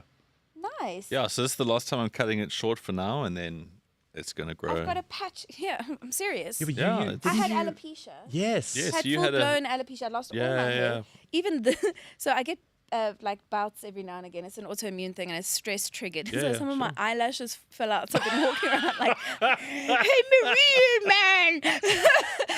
You're like Pinocchio. Yeah, exactly. Or I don't know, the one with the long nose. Was it anyway? That's Pinocchio. It's not Pinocchio. It's like an elephantitis nose. What, like the Elephant Man? The elephant man. He's like a Maroon man. Yeah. That's the one. Yeah. You wait for elephantitis before Elephant Man. Yes, obviously, because That was the he hard was the part. one Yeah. who, in the movie, he goes, I know what you're trying to do here. what It's like- what does he say? He goes, I am not an animal. Yes, that's what he I am a human being. Right, I'm a That's real it, man. yeah. I Yeah. said I'm a real boy because that comes from Pinocchio. Yes, well that's done. why All I was right, all right. confused. Got there eventually. I accept it. Thank But you. then it's the Serbian in you that you get all the consonants and vowels yeah, mixed up. we don't have any vowels. It's also just because I'm a woman. I'm stupid. Hey, there's no need for you just because we brought up beauty pageants just now to bring up such stereotypes. Wow. You're not a fan of beauty pageants. I was Miss Cameo. No, I was Miss Ladybird, 1990. What's that? So Miss Ladybird, there was Miss Cameo I entered, I didn't get in. Miss Ladybird was a national beauty competition, 1990. I'm 7, right? Do you remember OK Bazaars? No, but hang on a second. Okay, this is child beauty star vibes. Yeah, I really hate those. Yes. Uncle Stone. Well, okay, so the thing is, Uncle Stones. every OK Bazaar had their own thing, and then you had to go and do your special skill. So all these girls had like parasols, and they would do like modern dancing, Oh, and then they do their God. twirl, and I go there, and I'm like, The Wind by A.A. Milne. I did poetry. Okay. And then I won for Sunnyside, obviously, because, Pretoria. And I didn't get through to the finals because they asked all the finalists. It was Doreen Morris and Scott with the Jeepers, the talk about celebrities. star-studded of the day. this was and Candice Hildebrand performed. She was my Jesus. hero. Yeah, this was like this. This was the ticket. 1990. Yeah, this was when TV presenting was the This ultimate. was bigger than when Casper Vest filled the 100%. Right. This was massive. Anyway, so Doreen Morris Doreen alone Morris. could command listen, fees of 10,000 I have rand. goosebumps. It's amazing. I saw her the other day. She looks magnificent. She still looks the same. No, she's unreal. Oh, I'm obsessed with her. And as graceful and beautiful. She did a really great series, a docu-series on a variety of things. I spoke on the alcoholism one. It was like 3 stories, like 3 different people that do different things. And there was just like the other, I was like, I don't have problems. Those people have problems. No, not really. I mean, I have problems. But the point is, they asked me the question, what are you going to do with the money, Nina? Now that you've won how Miss much was Ladybird. it? It was, I think it was like 10,000 Rand to win. Yeah. Nina, 10,000 Rand. you had a privileged No, I didn't win it. I didn't win. I didn't win. That was the prize money. If you win. They were giving 10,000 Rand to kids. No, I got 300 Rand Must have been a for being a pedophile thing. finalist. And I will tell you what I spent that money on because it dictates the rest of my life. They said, said, what are you going to spend the 10,000 Rand on? And this girl said she's going to save the children. This one was going fucking to liar. build trees or berry trees or what do you Plants. Thank you. It's perimenopause, Oaks. Just fucking relax. The elephant man and planting trees have eluded you. Thank you. Anyway, so they said, Nina, what are you Fucking gonna beauty do pageants. with the money? And I said, I'm gonna buy a Ferrari. That's excellent. Yeah, because that is still to this day that has integrity and it has that has aged well. Well, you would still want that. 100%. If I won the money, I would buy a Ferrari. Like that's it. For End sure. of. I mean, if I won the lotto, there are certain things that I think I would have done at 5 that I'll still do now. What? Like what?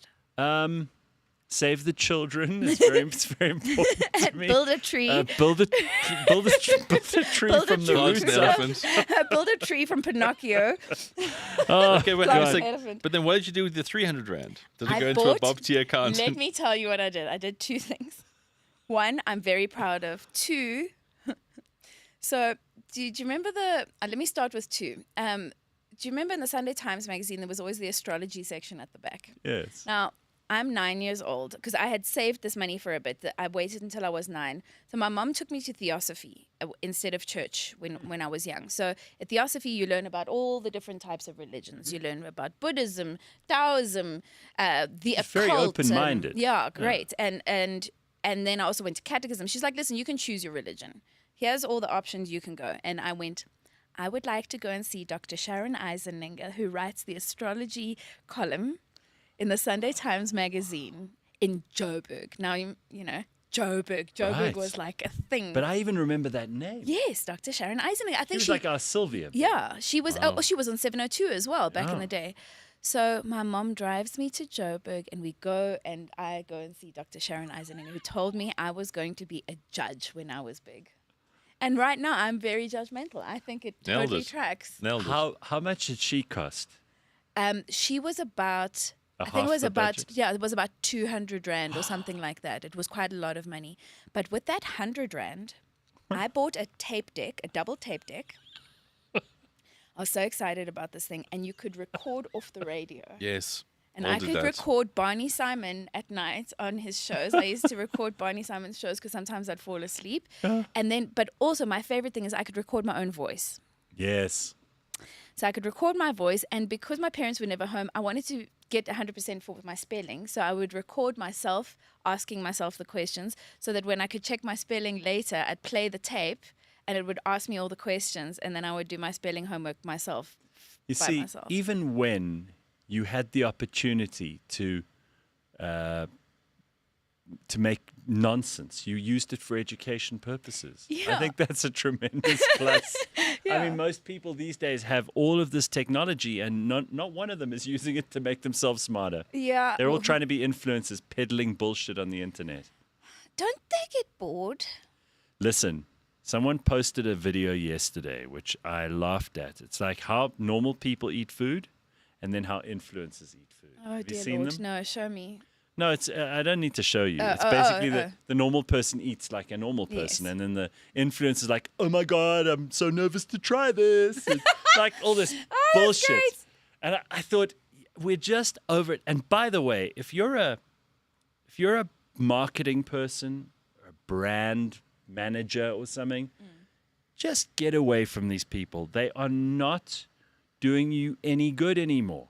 They really are terrible. They're very, very and bad. then the question is, oh, but they've got audience, but they've got audience of dumbasses then, Yeah, clearly. it's like the unboxing. Nina, It's I mean, like- Ben will back me up on this. Yeah. You have made tremendous content. I will never forget your stuff during COVID, for example. Right, that right. was Yeah, peak. legendary. Yeah. And even with load shedding, where you did the no electricity, Yes. and then the cuck when people say, "Oh my God, it's spring," Yeah. and you're So- like, "Yeah, obviously." Yeah, exactly. That shit is golden. Okay. Thank you. But a lot of people on the internet are just unboxing shit. No, listen. And they're getting hundreds of millions of I views. never understood that, yeah. They changed their hairstyle. Some 12, 15-year-old whose parents clearly let them grow up feral and has built up an audience online of other feral 15-year-olds. Right. I don't want to compete with that shit. There's and I don't a- think anyone should. There's a woman in China who Sells factory parts from my factory. Oh yeah, she's also funny. She's terrific. She's hilarious. And we Okay. love her. We She's love her, good, and we yeah. love Tony. We love yo, homie. I'm Tony from LC Lighting. I love Tony. All right, He's- so there are some. Yeah, okay. But but there's another woman in China who, what she does is she takes a box. So I'm gonna use your phone. So she goes. So she just like throws, she like has it land on the thing. She goes, ha,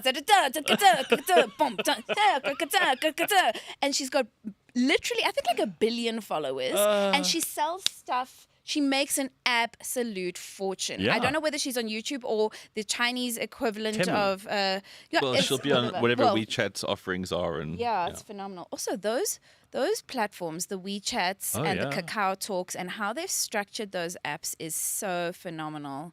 It's like banking, shopping, a search network. It's your entire life. I mean, you're calling the cab on it, you're ordering your food on it, you're doing everything. It's a one-stop shop. But they can also use the social credit score to stop you from buying the wrong things. Well, even on Kakao Talk, in like 3 years ago, because you load your card on, and if you're a foreigner, you can load your local card. But when South Africa's rand got grey listed, it was no longer accepted on the Kakao Talk app in Korea. Oh, so then you can't do anything. So you can't do anything because can't now catch how a do you go and cab, get a yeah. bank? How do you get a bank account because you don't have a visa because you don't live there? So you have to just be like. Then you have to whore, I suppose. Yeah, I was gonna say it, Yeah. and then I thought I can't really lift these. You just gotta pants. whore. Yeah. Also, you can't really whore in Korea because you're not deemed beautiful because there's the Korean beauty standard. I'm morbidly obese in Korean Are you? standards. Yes. Morbidly. Morbidly obese by Korean standards. Yeah. Let me ask you both something. You talk about Korea, and it wasn't on my agenda to talk about Korea at all this morning, but I heard a horrifying statistic, with their replacement rate in terms Yeah. of birth rate. They reckon that in the next, I think by 2050, I stand to be corrected whether it's 2050 or 2060, for every 100 Koreans alive right now in South Korea, there will only be 4. Yeah. It's a bigger wipeout than COVID. It's a bigger wipeout than a global pandemic. And no one's, Greta Thunberg's not on this flotilla. She's not out there going, you South Koreans really need to fuck. Yeah, yeah. Which to me would be a much more pleasant message than, how dare you? The environment is going to destroy us. But it does just prove what social media has done. It's just made people unfuckable and not fuck. Well, listen, I don't know, but your impression of Lord Farquaad was amazing. That's Greta. She based her whole personality around Lord Farquaad. And the haircut, by the looks of things. There's this guy, he on social media, some people have like a shtick, like where they do one song. There's, I don't know, I'm somehow on like Gen Alpha or Gen Z TikTok, but I'm in like this subculture of like these New York kids who do weird stuff. And there's this guy, he's got the Greta Thunberg and He-Man. Yeah, The the He-Man. He-Man. He's got the He-Man. He looks like He-Man. The He's quite a He-Man short guy, haircut, yeah. and his whole thing is, I just got my hair done. And then you scroll the next video and he's like, I just got my hair done. And he's just doing it and he's got different people in the background and he's got like a bob. He's got a He-Man outfit. I mean, a haircut. Outfit? What is wrong with my brain? Oh my gosh. Anyway. Slowly. It's Yeah, it's slow. all good. But then there's another guy who does this matcha dance. Okay, What's a matcha dance? I don't know. So it started off as like a stomp. The etymology or the history of this dance. There was one guy. There was a young. I don't know. The race isn't relevant. Anyway, there was a guy. He was looking after this old lady in an old age home, and this old lady was getting old. So in order to cheer her up, he would do this dance. And he would do a stomp dance, okay?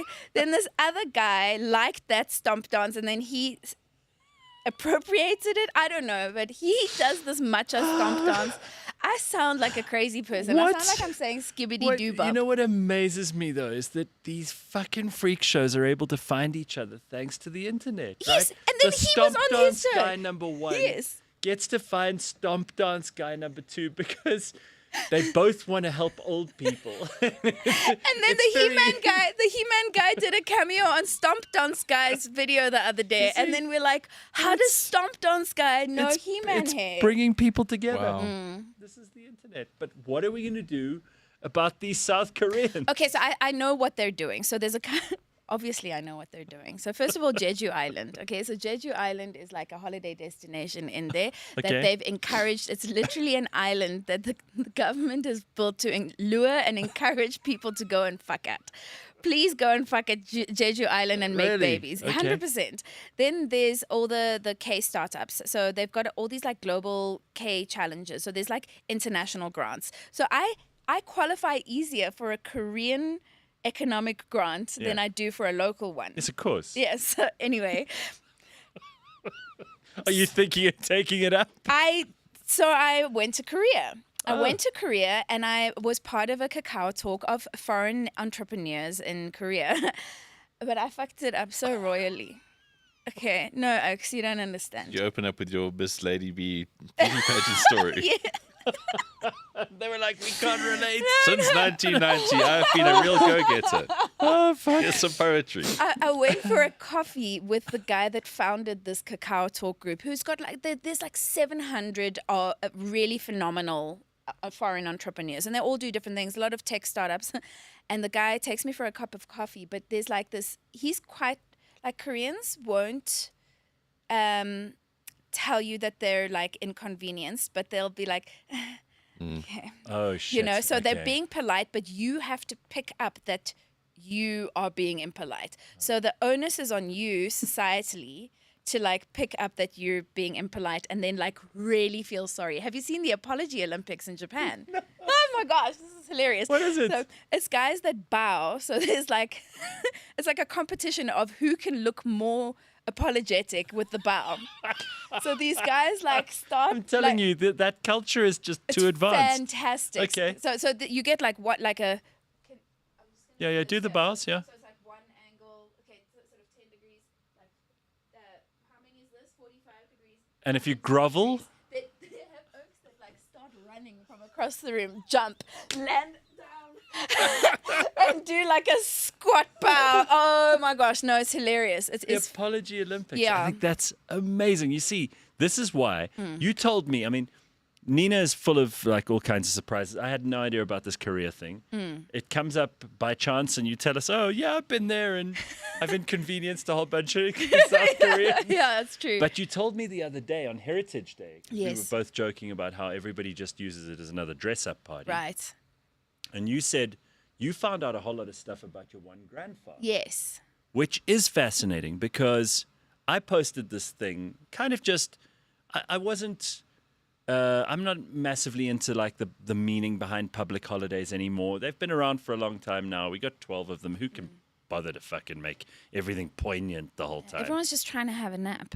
Absolutely, Like, and not have to go to work that day. That's the main impetus. They're like, it's a public holiday, rest. But I like that you had a story about this grandfather of yours. Turns out he was quite a hero.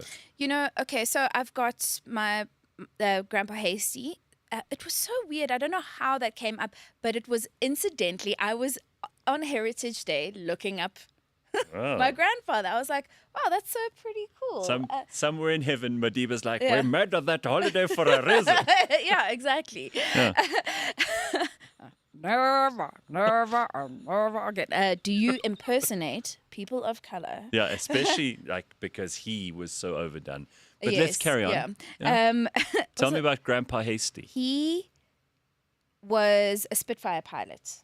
Okay, so this is my step-grandfather, but I grew up with Grandpa Hastie, who lived till he was 90, always had a beer after work, but he was so That's why he regimented. lived till he was 90. 100%. Oh. And when I say a beer, I mean a beer, you know, like...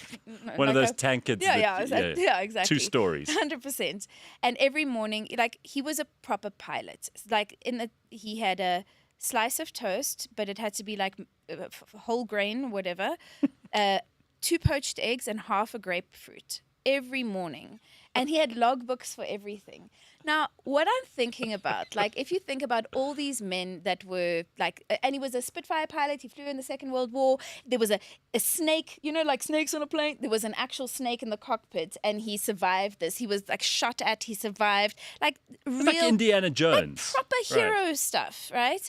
I have my biological grandfather, my father's father, was a brigadier in the South African Air Force, but also flew as part of the Flying Cheetahs. So there were 200 South African pilots that contributed to the Korean War in the 1950s. By the way, that war is still going on. I don't think anybody realizes that this whole time has been a ceasefire. Yeah. This war still exists. Have you seen the No Man's Land? Yes. While you were there? While they were playing K-pop from South Korea to North Korea as like subversive military tactics. That's amazing. Like with these massive speakers. There's a kilometer between North and South Korea. The DMZ. On the, 33rd parallel or whatever it is. And no one has been there. And I think there are just Great animals. place for nature, yeah. Yeah. It's a demilitarized zone, yeah. But you could just see the North Koreans and they could just see you. And, you know, And they're North playing Korea is Gangnam best Style. Korea, right? No, it is. North Korea is best Korea. Even though they would love to get into the demilitarized zone because it's the only place in North Korea that still has like any animals because there's no protein there. You have to eat your own children. It's so hectic. It's a very hard place. It's so hectic. I found like South Korea is amazing. South though, Korea right? is phenomenal. But I I've found a heard so. couple of YouTube videos about like they're letting tourists in. They're like letting tourists In North Korea? In North Korea, there's a couple of videos you can go and see. Oh, but you know what you have to do? You can go skiing there. You can, but when you go to North Korea, you must first, they take you on a compulsory homage that you must pay to Kim Il-sung. Yes. Kim Il-sung, who's been dead since the 70s, is still the head of state. So technically, it's a necrocracy. It is the only so it's the only country in the world that's Zombie run king. by a dead person. Yes, Game of Thrones. And then his son was Kim Jong-il. Yes.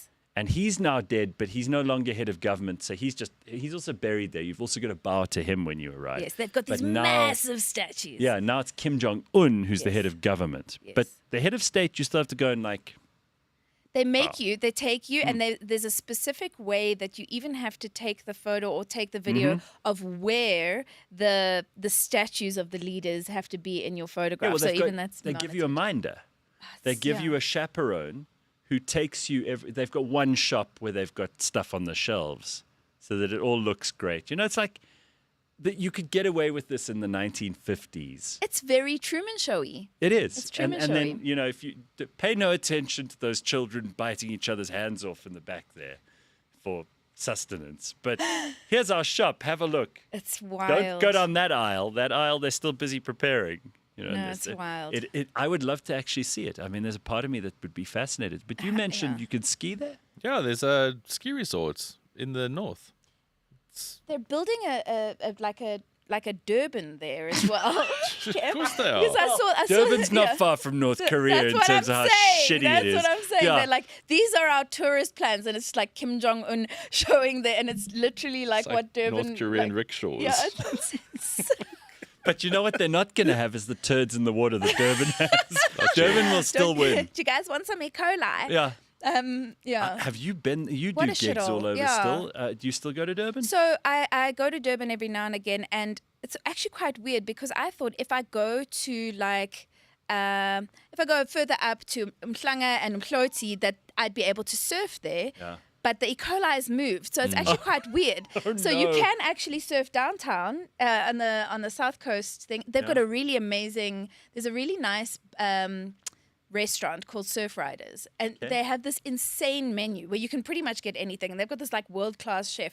It's so obscure because there's just like dilapidation, corruption that has eaten and eroded the entire city, and then Right. there's Surf Riders, which is amazing, and the E. coli has moved, so you can like literally surf over there. It's like this one So patch of greatness. what's the dangerous place then? Like, Mhlanga and Mhloti. God. Yeah. Okay. Well, Ikola also wants to be in a nice place. It's also Yeah. got aspirations. What's the Bronze Beach? But you were telling us about this grandfather. Okay, so yeah, let's go back there. So, 1950s. Fought in South Korea. Fought in South Korea. There are 200 South African fighters, fighter pilots that go in these Spitfires, called the Flying Cheetahs. My grandfather's name is in the Seoul National Museum on the as in commemoration of all the global fighters that contributed. I think there were people from Turkey as well. There were a couple of countries that contributed.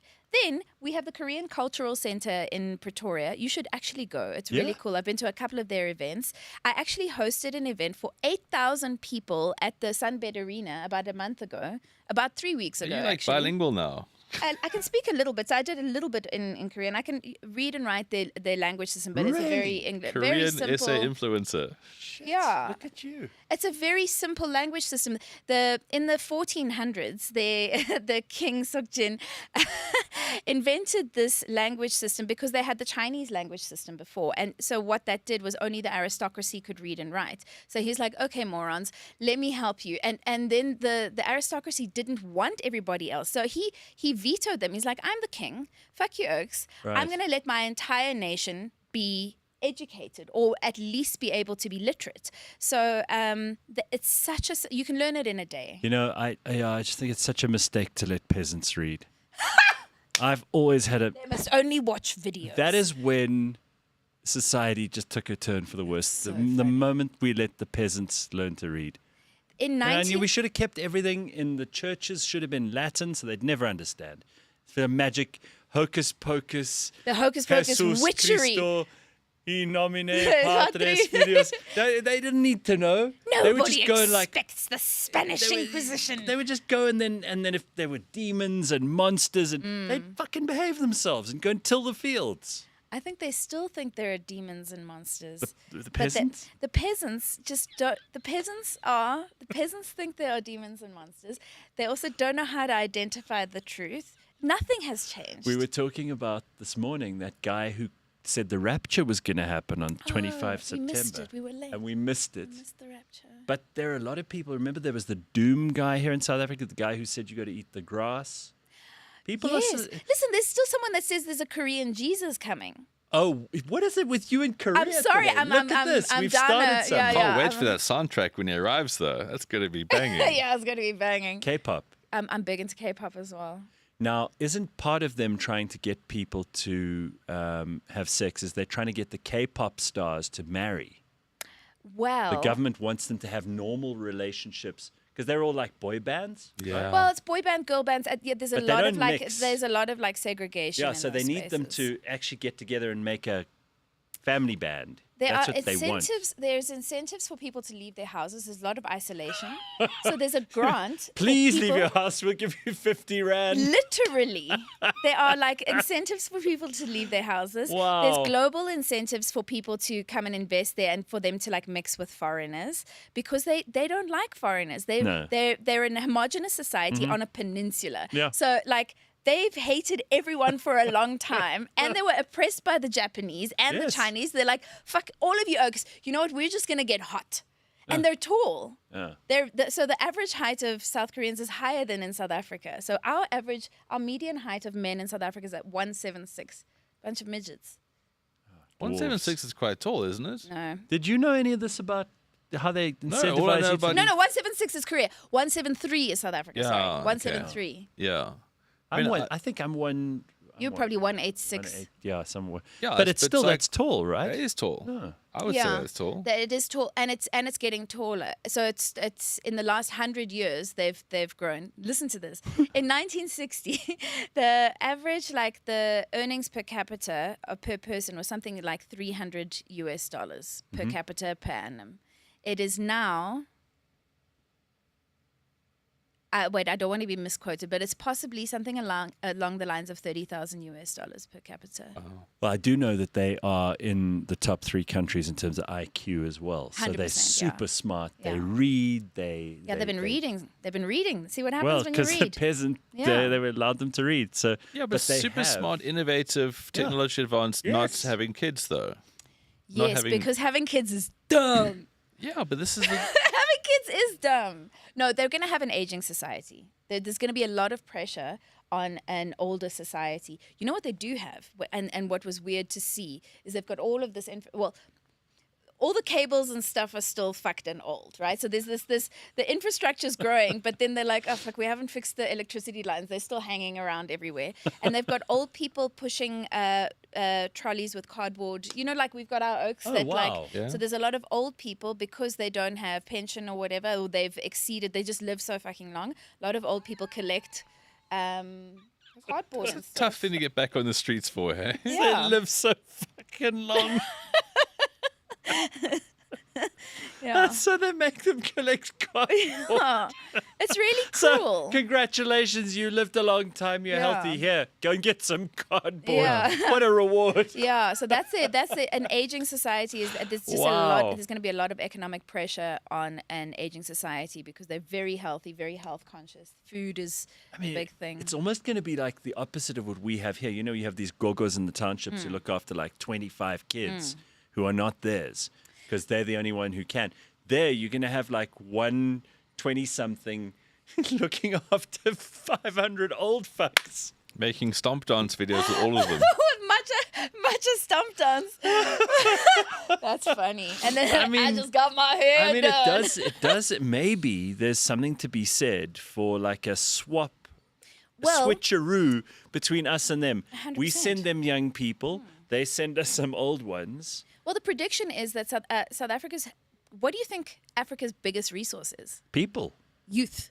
Yeah. But we've So got that- yeah, people, and we've we've got people. and the market, obviously, because we've got this huge unsaturated market of people who want consumer goods, right? Yes. So if you're selling anything, this is the place to sell it. Sell ideas. People buy them. No. Look, just be careful because there are a lot of people who are selling you trading opportunities Forex. online. Yeah, I'll do your forex, but It's not a pyramid scheme, my brother. I just hired this car for half an hour so I could do this video shoot quickly, and then I'll tell you all about the forex. My dad fell for one of those. Oh, no. What's those? The Bitcoin pyramid scheme where the guy fucked off with everyone's money. Oh yeah, Oh, that those guys. dude. Yeah. How much did he lose? I'm Quite a gonna lot. Have they ask. found that? Wasn't it like, was it two brothers or have they found these they, people? they arrested them, didn't Oh, they? did they? I think so. I missed that. Where's my money? Where's my money? X?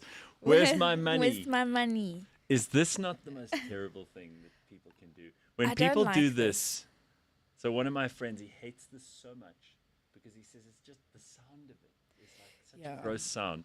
And when people, if you say, for example, okay, the bills arrived at dinner, shall we just like split this between us? And then someone goes, you don't Ooh. want that person with Who? you. Who are these people? There are people like this. Or if you say to somebody, oh, you know, don't you want to join us? We're going to go away for the weekend. Can't go. It's a horrible, this is a terrible sign.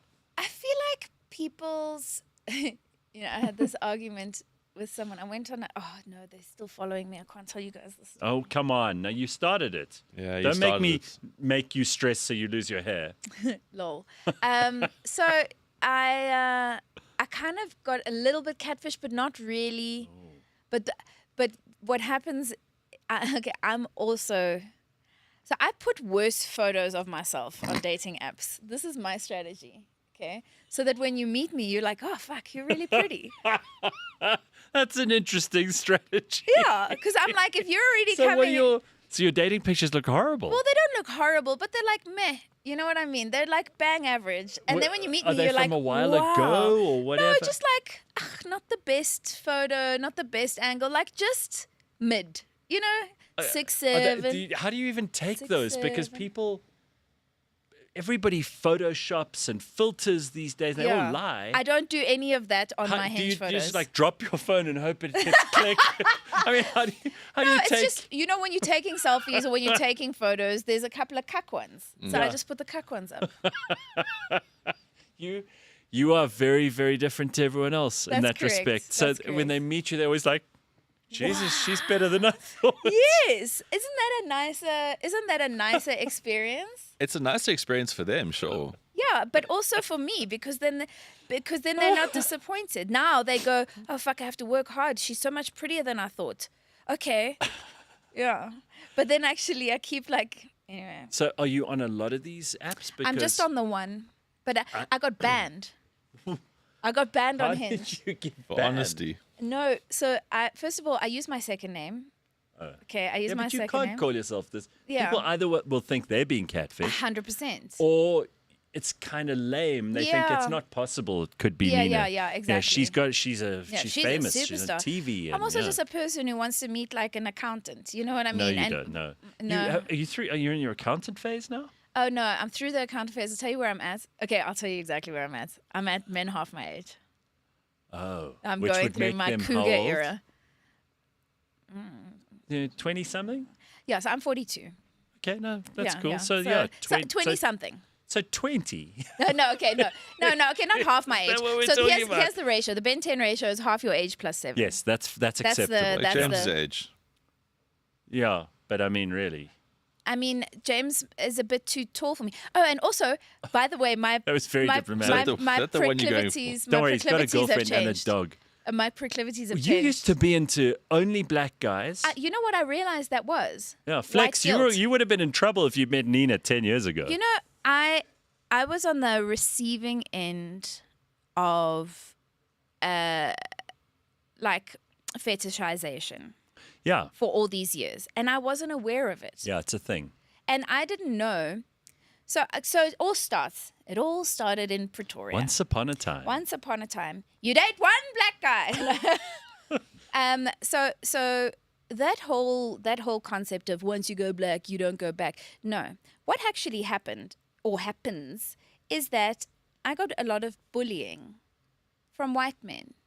From off the back of me having been with a black man as my partner, and then as a result, you sort of double down. You're like, oh well, is it? Fuck your oaks then. Yeah, I mean, if you get negative feedback from the same group of people over and over again, it kind of reinforces Whatever idea Sure, that you sure. sort of latch yourself onto. So here's your first thing. So I'm like, okay, cool. Well, these people don't like me and they're gonna bully me because I've been in this. I do a whole bit about it. So I'm like, when you I don't know if this is a Jabu problem or a Jonathan problem, but actually I'm from Pretoria. We got Kagiso problems and Ulrich problems, We're like the SABC2 of cities. And and then but the problem is when you're dating like an Ulrich and you tell him that your ex-boyfriend's name is Kagiso and he does that like mid-step like oh. I have a controversial take on this particular strain Tell me. because, well, there are a lot of girls who they're lesbian, but actually, and I know this is going to upset a lot of people, and I've probably got no right to bring it up, but Do it. I think there are a lot of lesbians who actually just don't want to be. They've had a bad experience with a guy. Yeah. And they feel like I'll be safer with a girl, and that's the real reason. So I'm not saying they hate men or anything. I'm saying that maybe some unpleasant experience occurred, and they're like, I'm not going to do that again. Well, we said a long time ago, uncles are the biggest reason for lesbianism. In South Africa, uncles turn out to be the reason for so many people's choices without them knowing. 100%. Unconscious choices. Some horrible uncle, puts you on his hand when you're 12, and then Christmas time, worst time. Yeah, and then after that, your whole life gets fucked up. It's very true. I watched a whole interview on a woman who's now an anti, so that you can't have your trans operation at a young age. Yeah. I don't know. The ones who are anti the hormone blockers and the transgender that you can do it when you're surgery. older, but they're saying Sure. don't do it when you're younger Right. because she was saying that her sexual orientation was a result of sexual assault. So it was a decision made off trauma. Yeah. You can often see that the decisions are made from trauma. Like, why do I prefer younger men? Yeah. Or whatever. Everyone's got Well, their... those guys with the foot fetishes and things. My feet. Okay, listen, Oaks. How much money are you There's making a off your there's a feet? website. There's again- a website called WikiFeet, and somebody has loaded like 47 pictures of Nina Hastie's feet on there. No. I swear to God, I've got like a 4.5 rating or an 85% rating But on you my could feet. be making so much money out of that. I If did some some research. pervert out there. See, again, we'll get back to your feet in a second, but that some guys are into like the food fetish Yeah. thing. Some girls are into the lingerie or the leathers or whatever. A lot of that stuff comes from a traumatic thing or a 100%. shameful experience when you're a kid. 100%. I mean, we don't have Dr. Hanan here. He's on earlier this morning, but I'm sure he could Was he here physically? No, he was on the show. He's on the show every week. But he would probably be able to explain this better than I could. Maybe you could, because you've actually been in the trenches on some of this stuff. But if someone is told at a very sort of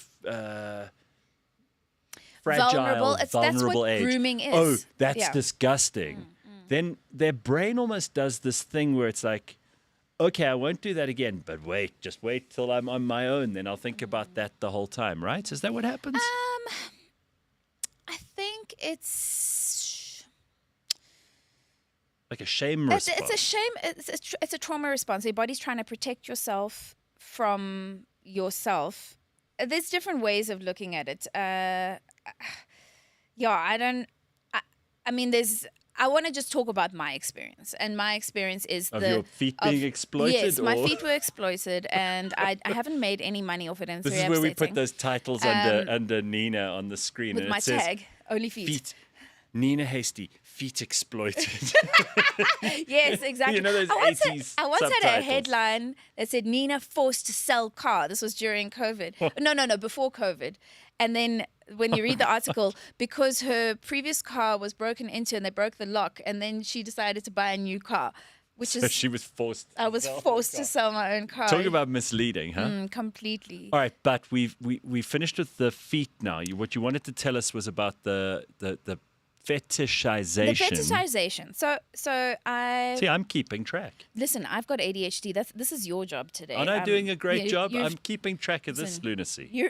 You're holding the reins on a wild Pony. Yeah, 100%. So I walk into a restaurant. It's quite late, and my then lawyer has this like fat slob next to him. And he says, "Oh, meet Nina. She's into black guys." And he just introduces me to this slob with like this very clear signs of cholesterol and lack of good DNA, and looks like he's about to peg. And goes, yeah, Nina's into black guys, you know. some pork crackling. Absolutely. And I'm just like, he probably has like 7 children and 5 wives. That has happened to me before as well. But anyway, Were they that's trying another to make story. you the 8th wife? No, 5th. But But it is funny that people will, if you say that I like blondes, then they'll assume that every blonde is going to be Yeah. super attractive to you. no. You're like, nah. No. That just happens. Also, I'm in Africa.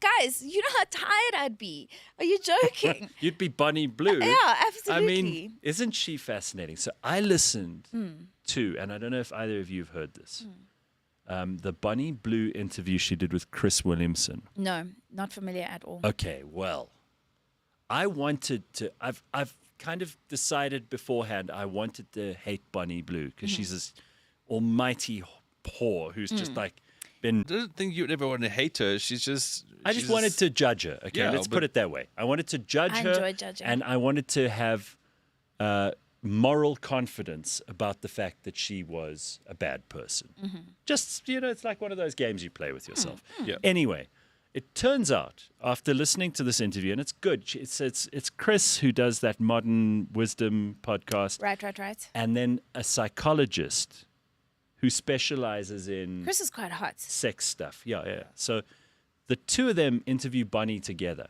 Listen, by the end of this thing, and you don't have to like Bonnie Blue, I'd suggest you listen to this interview anyway as just an experiment in human psychology.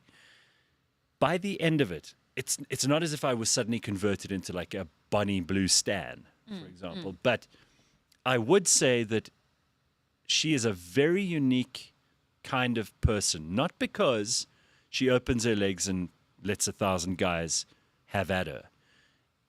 The reason she can do that is she is probably the only person in every 5 million people you'll ever meet who genuinely doesn't give a damn what anyone else thinks. Now, you can say whatever you like about her behavior. You can say, oh, well, it's trashy or it's bad. But the one thing you absolutely cannot say about her is that she is a victim. She has not chosen that label, and she actively rejects it from everyone who's trying to put it on her the whole time. Oh, you're being exploited. oh, people are taking advantage of you. She will not have any of that. She's like, I wake up, I'm happy to be me. I do what I want. I enjoy my work. I have all the time in the world. She's very open about this stuff. She makes some good points. Like, I didn't watch the whole interview, but Oh, so you have seen it, though? No, I sent it to you. Yeah. No, Ben, you didn't. I was listening to it before you sent it. Okay. Oh, this is interesting, guys. You want to It get just a room? came out and I sent it to you. But I mean, she makes a good point at the start there, is that she's like, people get into this kind of stuff because of trauma, and she's like, I've got a nice family, I'm decent. But then the bigger point is that you get women who basically marry people, because a lot of women don't marry for love. I mean, that's not really. A lot of men don't marry for love. In the old days, you married for property and money. Sure, but like I wish I.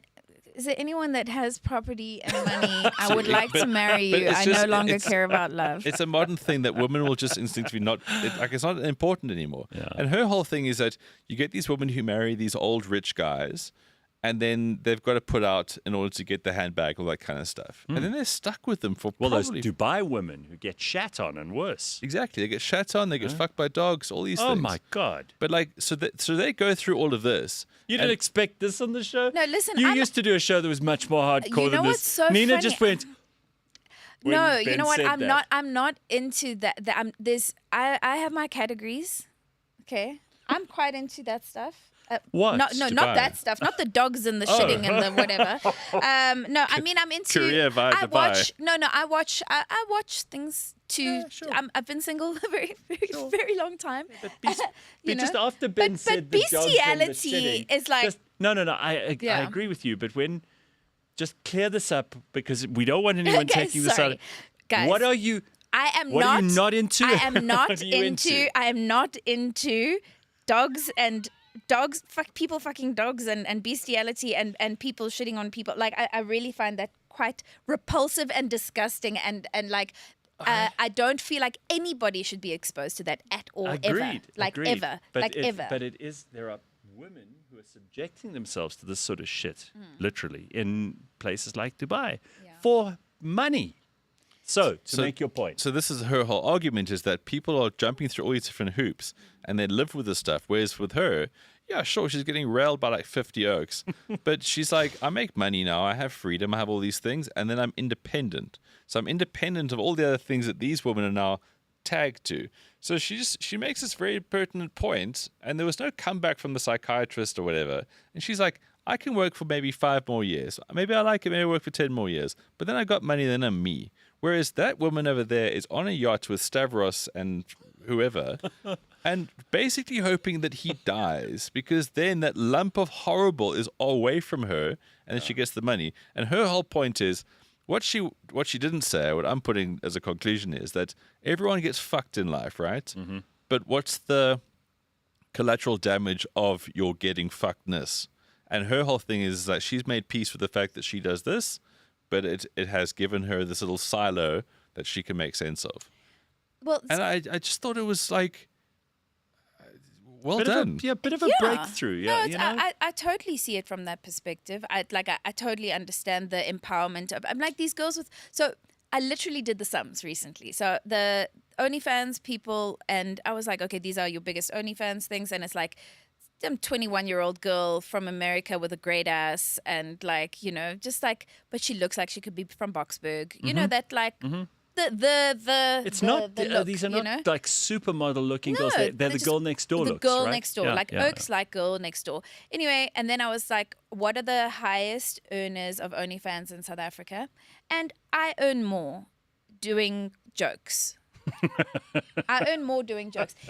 I don't think anyone in this country is making serious If there money. was like, if the numbers showed that people from OnlyFans in this country were making it, 100% I would have said, keep your fucking jokes. I have a beautiful sleeper body. Like underneath this shirt of Paco Amoroso and Catriel on the back, I have a beautiful sleeper body. It's amazing. It's sacrilegious that I'm not seen naked more often. Well, you couldn't even make the feet work, so just calm down there, sweetheart. I know, all right? I know. Fine. Just slow fine, down. Fuck. I'm a terrible. I'm a. But you haven't. You listen. You've been up to a lot of very cool shit. Comics Choice Awards you hosted. Mm-hmm. What is it like having all the people who you work among and are competing with. You know what was effectively. so annoying about the Comics Choice Awards is that I had a script that I had to stick to. Yeah. So they kept revving me and roasting me, Yeah. and we're And you shooting to couldn't come tape, back. and I couldn't come back from it. So they all thought I was useless, and I was just like, no, I'm just much more professional than you little shits, you know. So there was a lot of, you know, if you're gonna get sucked into the politics, then it's hard not to. It's hard not to take that shit to heart. Especially, what's hard not to take to heart is when you're being judged for something that you're not. I don't mind being judged for something that I am. But if you're judging me for someone that's unable to tell a joke or to take a situation and work from an improv perspective, and you think I can't do that, and that's why you're judging me, that's hurtful. But I was not able to because But you I was. just said 5 minutes ago you like to judge. So Yes, it's just but a game. It's about judging the correct thing. I'm discriminate. You know, someone did something the other the day. worst couch in the fucking world. Do you hate it? Like, I don't mean to bring why'd it you up. put your foot it's on so the hard thing? sitting on this fucking. I love this couch because my feet can reach the fucking ground. I love like it. you got the right dimensions for it. I feel like I'm just. Don't forget to read the description in the comments below to find out who the furniture manufacturer is, should you want to buy one for yourself. We're going to send this to Ben's house after the show today. He's going to love it. You told me you want to plug a bunch of shit because you're doing some new Yes, stuff too. I am By doing- the way, your Otherwise You Well, Yes. that podcast is fucking great. Really? I've watched 2 or 3 Oh, thank episodes of that. you. I dip into all these things. Okay. And it's interesting. I mean, Thank you've you. had amazing conversations. I think you can go to places there that you cannot do when you're in comedy mode 100%. and when you're a guest on someone else's show, which is terrific. Yeah, so I've got Otherwise You Well, which is quite exciting. Otherwise You Well is my mental health podcast. It's at Otherwise You Well on YouTube. Then I've got Playdate, which is my Lego building So you game invite a bunch of playing. uncles round to Yeah. your house. Yes or no, thanks. They can stay at home.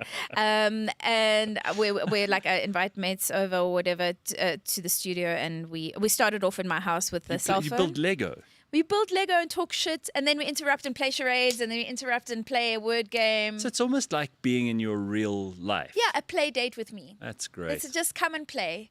Because I Okay. feel like when people are playing, they're a little bit more natural. They're themselves. When you're building Lego, you say some shit that you might not, because you're busy concentrating. So Yeah. you're not like monitoring. And too your hard. logical brain's Drop not the putting up. filters, yeah. Yeah. That's right. It's like here on this couch, I'm very guarded because this Yeah, fucking because you're so couch is- uncomfortable. That's sorry. I'll get you a Ben. different chair for next week, all right? Thanks for a tall people chair. Yeah. So Otherwise You Well Says is someone great. who's been in economy class like for the last 6 weeks in a row. Yeah, but that's fine. There's something about You this complain couch. about this. You're going to be longing for this sofa when you're back on economy class to Singapore, you son of a bitch. No, genuinely, I think I'll be more comfortable. You think you'd be better off there? Yeah, Okay. I don't do well in economy because my legs aren't long enough to touch the ground. So it actually pulls Ugh. down on my spine. It's Do horrible. you get up with terrible backache? I find Yes. my ass gets numb. Really? Even on a Cape Town flight, I'm like, as you get up like that, you're like, I think my ass is going to fall Yeah, off. because all your weight's actually Yeah. landing on there. Mine is going onto my back. So I pack like a little blow-up thing that I make as a stool for myself when I go onto flights. So because of the Smart, footrest, yeah. because I can't reach. Yeah, exactly, I do. Do you so have that it- my little footrest. Smart. Yeah. Even on a short flight? No. But I've been traveling a lot internationally lately. I went to Slovenia. Oh. I went to Slovenia. Almost the homeland. Almost the homeland, right next door. And I was so busy. I unfortunately couldn't go do a little Mecca. Well, go you back would have home. had to meet the uncle. Yeah, exactly. In Dubrovnik. They decided to stay Croats. Weird. Oh, so you got Croatians and Serbians. Well, actually, there were Serbians, but so because former Yugoslavia, there were Serbs in Dubrovnik, but then Listen, they didn't move. There you is know? no difference between Exactly.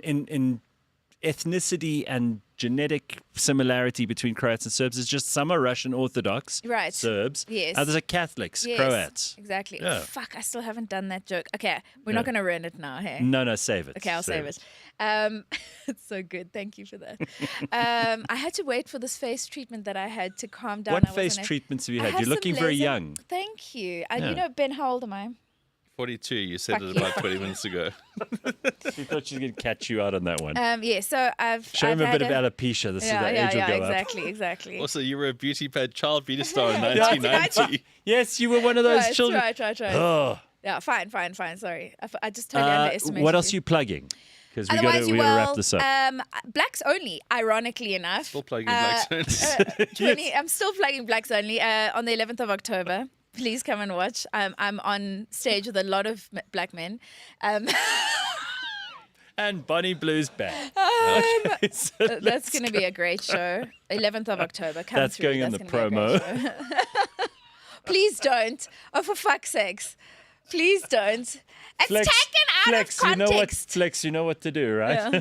Please, yes. Okay. Otherwise, you will.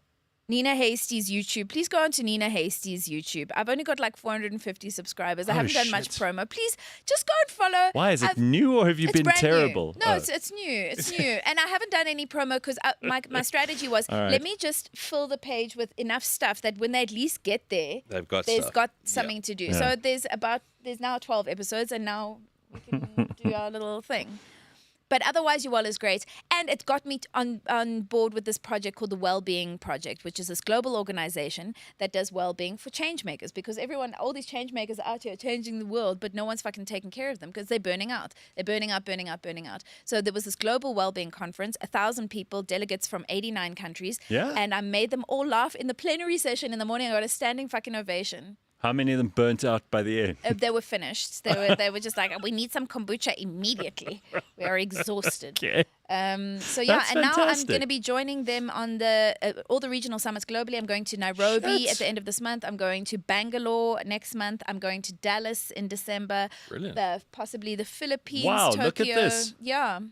Okay, Off the back of my little well-being, a comics approach to well-being. That's my whole thing. I'm a comic, and that's my approach no to more well-being. Durban gigs for you. You're too Fuck busy. that shithole. All right, we're gonna have to wrap it up on that note. I do want you to stick around because we only end the show at 9, and this may actually take us a little bit over 9 o'clock. But remember the other day we were talking about, and this just came up with Nina now, skin and aging and longevity and exercise and diet and all the stuff that Hanan mentioned earlier this morning as well. So I found this guy. He was actually in South Africa a while ago.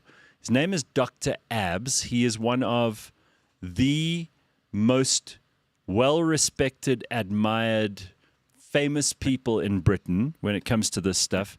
He is going to tell you about what you need to eat, what you need to do, what you need to avoid. And he talks also about how, there are new developments in figuring out how cancer works and how you can slow the spread of things like cancer. I mean, this guy is on the cutting edge of medicine in every which way. And none of it is woo-woo. None of it is bullshit. I'm here for a bit of a combo. Oh, no, he's superb. Really? I mean, yeah. You know when someone just makes a whole lot of sense. I And love sense. He knows about the mitochondria in the cells and It's how the powerhouse of the cell. how you get them to produce more of the adenosine triphosphate that powers everything, that gives you your energy. He talks about sugar and why it's absolutely horrific. It's the worst. And so many other interesting things. So I think you're going to enjoy this. Take a look. This is a recording I did with him just the other day when he had got back to the UK after being in South Africa for a bit. And if you want more info, all you have to do is mail James. Like everything, he'll ignore you, but send James an email anyway. Yeah, he will ignore you and forget to book you. Oh my God. Did he forget? He was like, "Hey, are you ready?" And I was like, "James, please just look up and see if you confirmed me or not." Sorry, James. Okay. Sorry, James. Shambuk time. No, it's okay. It's fine. No, it's Shambuk time for Sorry, James. All right. James. Did I got to fuck get up? on with Sorry, Shambucking, James. Thank you, Ben. Thank you, Nina. Enjoy the Singapore Grand Prix, Ben. Thanks, Gareth. I'm going to have a lot of fun.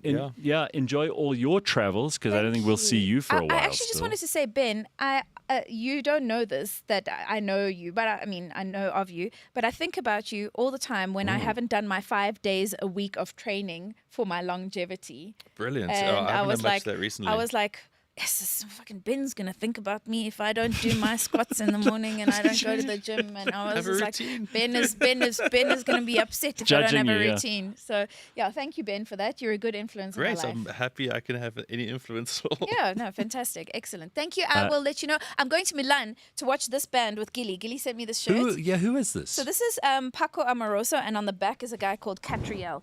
Do you watch Tiny Desk concerts? No. So Tiny Desk. No, you're down a lot of very weird rabbit holes. Very weird rabbit holes. Yeah. Anyway, so they've gone like super viral. There were like 40 million views of this this performance, and there's this little guy. He looks like he's like got this big blue furry hat, and there's a guy with sunglasses that come out to here, and then this other guy, and they're like. And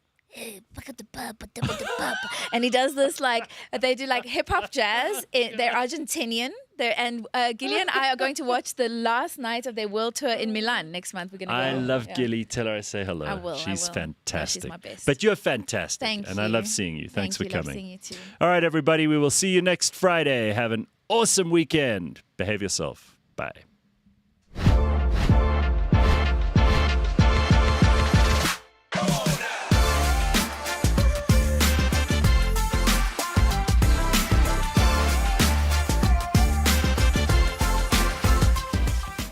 Well, Dr. Abs is a global expert in medical fields, all kinds of things as complicated as quantum electrodynamics, mitochondrial function, as well as longevity, hyaluronic acid, amino acids, and so much more. And that is what the Royal College of Physicians in London says. But I also happen to know that he is the kind of guy who you can rely on for valid and useful information about not looking like an old bastard. So everybody here should try that at least once in their life. And if you're already into it and you're young, all the better. Am I right, Dr. Abs?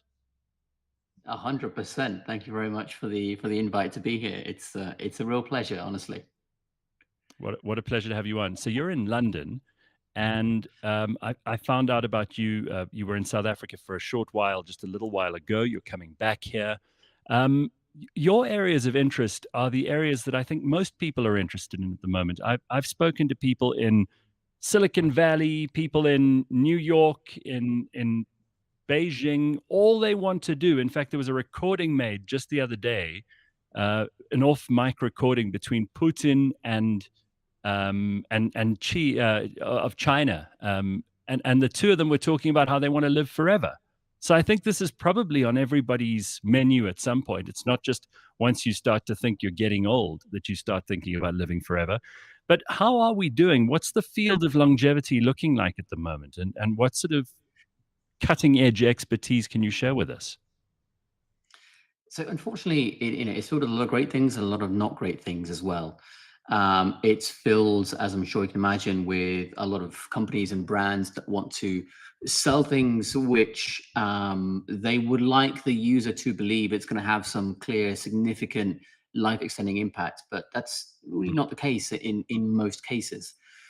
The good news is that in order to be as healthy as possible and to live as healthily for as long as possible, actually you really don't need to spend any money at all, if any, because when you look at what is longevity, it's merely the absence of disease, and then the only thing really that can affect you is physical issues like accidents, physical trauma, microplastics in the environment, things like that. When we talk about things from a biological context, very, very simply, it's about looking at the individual cell. It's not about looking at the whole organism, because there's so many variables by that point.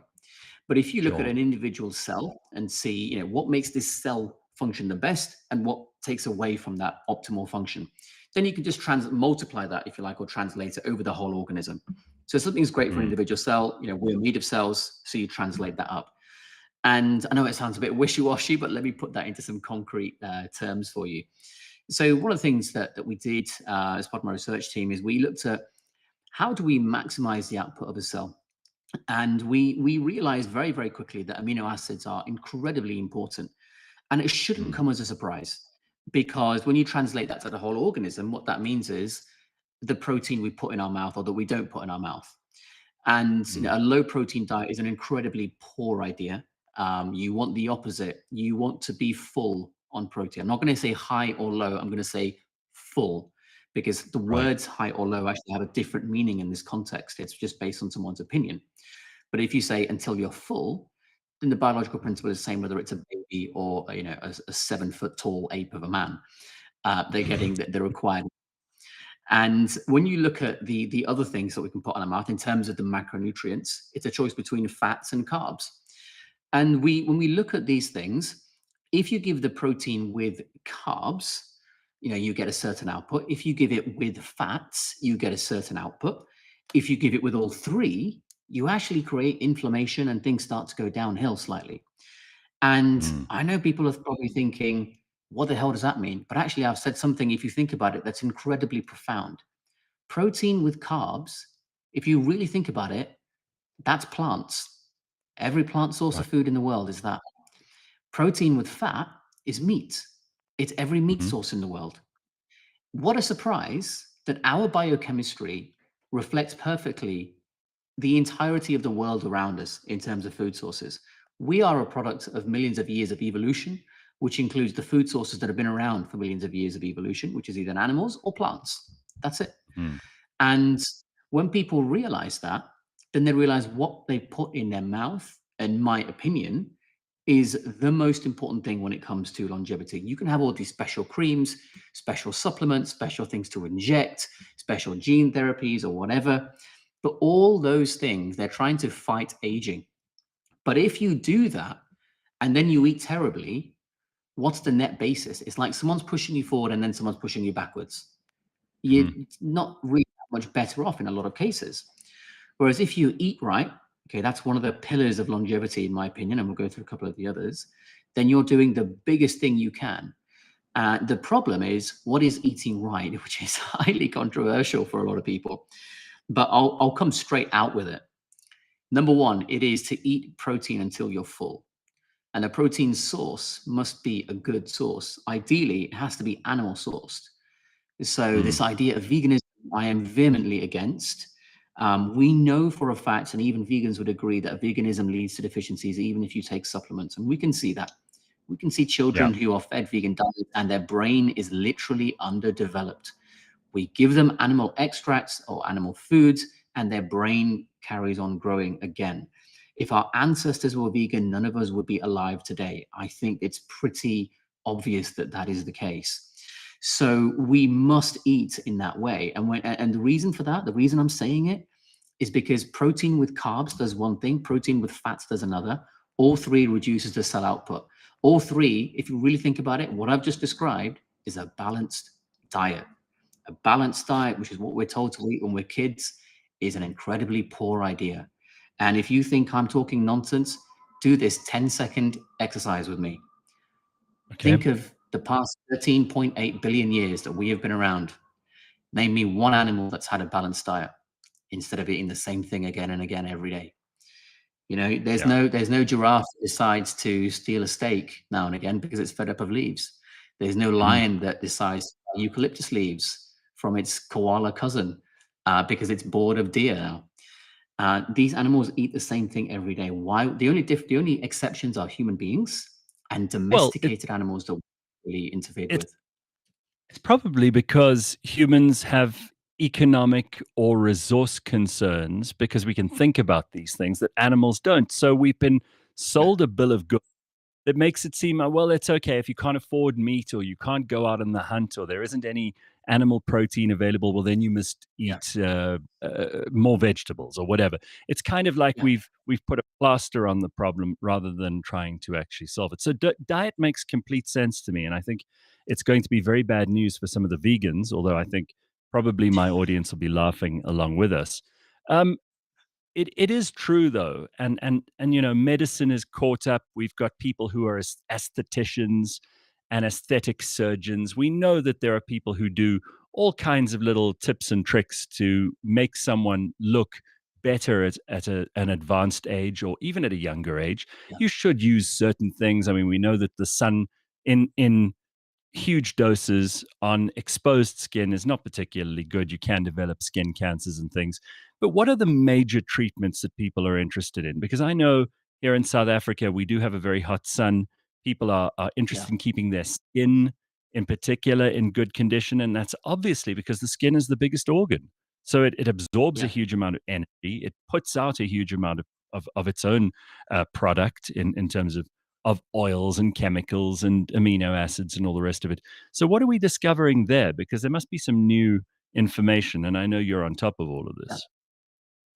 Yeah, so I'll try to keep things friendly for the layman here. You can think of treatments in two categories. One would be injectables and one would be devices. Outside of that, you've got basic things like the skincare, etc., which is really just for maintenance. You're not going to treat anything major with skincare in most cases. So when you look at a device, that's typically going to be much more invasive. For example, a laser, which can take the skin off in certain amounts or completely. And then you also have injectables where you might look at restoring volume because you've lost fat in the face and it looks hollow. That would be something like dermal filler. A lot of people will jump to Botox. Botox isn't actually anti-aging. It's a bit of a myth.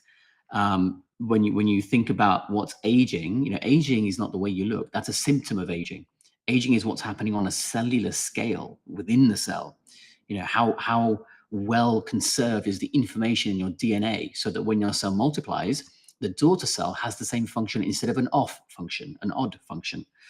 And when you go into a clinic, you are aging at a particular rate. You have the Botox and then you walk out. When you walk out, you are aging at exactly the same rate as when you walked in. So someone please tell me, where's the anti-aging in that? It doesn't exist. All it does is paralyze you to stop you moving. Now, movement is not what causes the wrinkles. If that was, why aren't children as wrinkly as adults? Children move their face just as much as we do, but they don't get wrinkles. Why? Because the skin quality is good enough to take that movement and not develop a wrinkle. So skin quality is really, really crucial. And that's what people are starting to realize. Last year, if I'm not mistaken, the provision of dermal fillers and Botox, or just one of them, I can't remember the statistic exactly, dropped by roughly a third, depending on where you'd like to quote. And you saw simultaneous increases in people wanting to look after their skin quality rather than to make it bigger or to stop it moving. And to that end, in one injectable that I would recommend above all, does not have the consequences of dermal filler where you look odd after a while or puffy or overinflated. It doesn't stop you moving either. It just keeps the skin quality getting better and better and better. So no one even knows you've had anything done. That product, I am going to declare a conflict of interest here.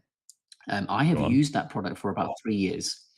And I do teach how to use it because I've got a lot of experience. So please take what I say with a bit of bias, which I've been open about here. But the product itself is called Sunakos.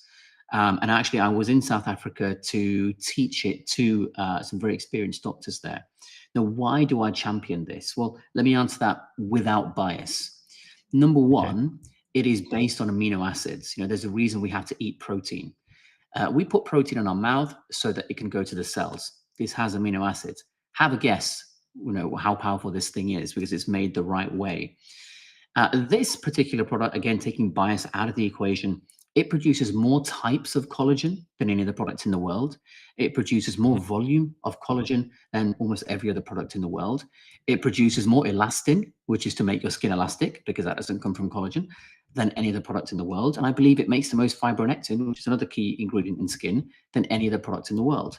And these are verifiable, these are patents, and these are true whether I say it with a bias or someone who doesn't like the product says it, because it's still a fact regardless of who says it.